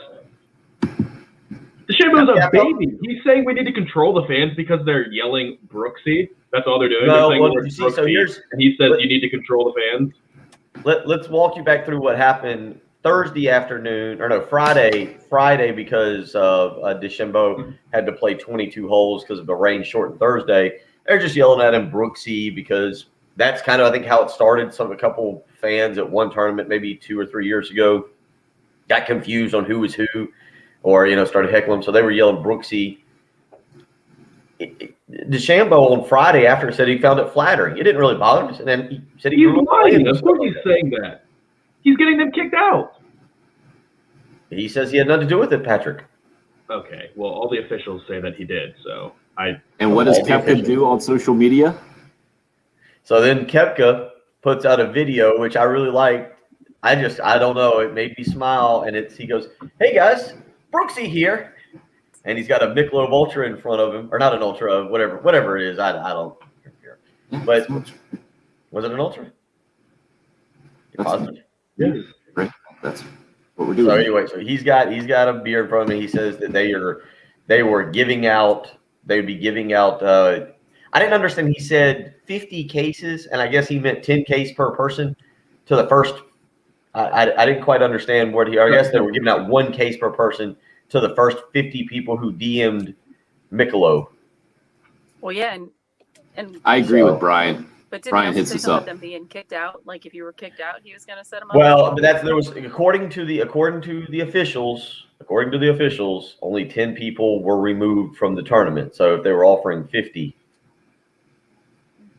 it is a Michelob Ultra as I look at it now. Look, I agree with Brian. Now I have to stop buying Michelob Ultra, and the answer is you pull from neither of them. I agree. I would be pulling from neither Brooks Koepka or Bryson DeChambeau. You're all in on Koepka there, Patrick? Is that what you're saying? Yeah, because he's a good sport about it. DeChambeau's lying. He's saying, I'm in, I live rent-free in Brooks' head, and then he's getting fans kicked out and then saying he didn't get fans kicked out. He's obviously getting fans kicked out. He's a loser. He's mentally weak. Brooks is just a fun guy. There was something that was never said before this weekend. Right. A good He's a fun sport. guy. He was at the fight last night. He was at the fight last night, having a great time. Did you see his stash? Did his knee get dinged in the crowd? Is he okay? Yeah, he's okay. Okay, good news. He blew that a portion. He did get run into also. He's the one that got attacked by the fans. DeChambeau just got called Brooksy. Relax, dude. Also, it's the 3-year anniversary of the Capitals winning the Stanley Cup today. And it's Jim and Goose Creek's 53rd wedding anniversary. Happy anniversary, Jim and Goose Creek. Thanks for listening to the early game.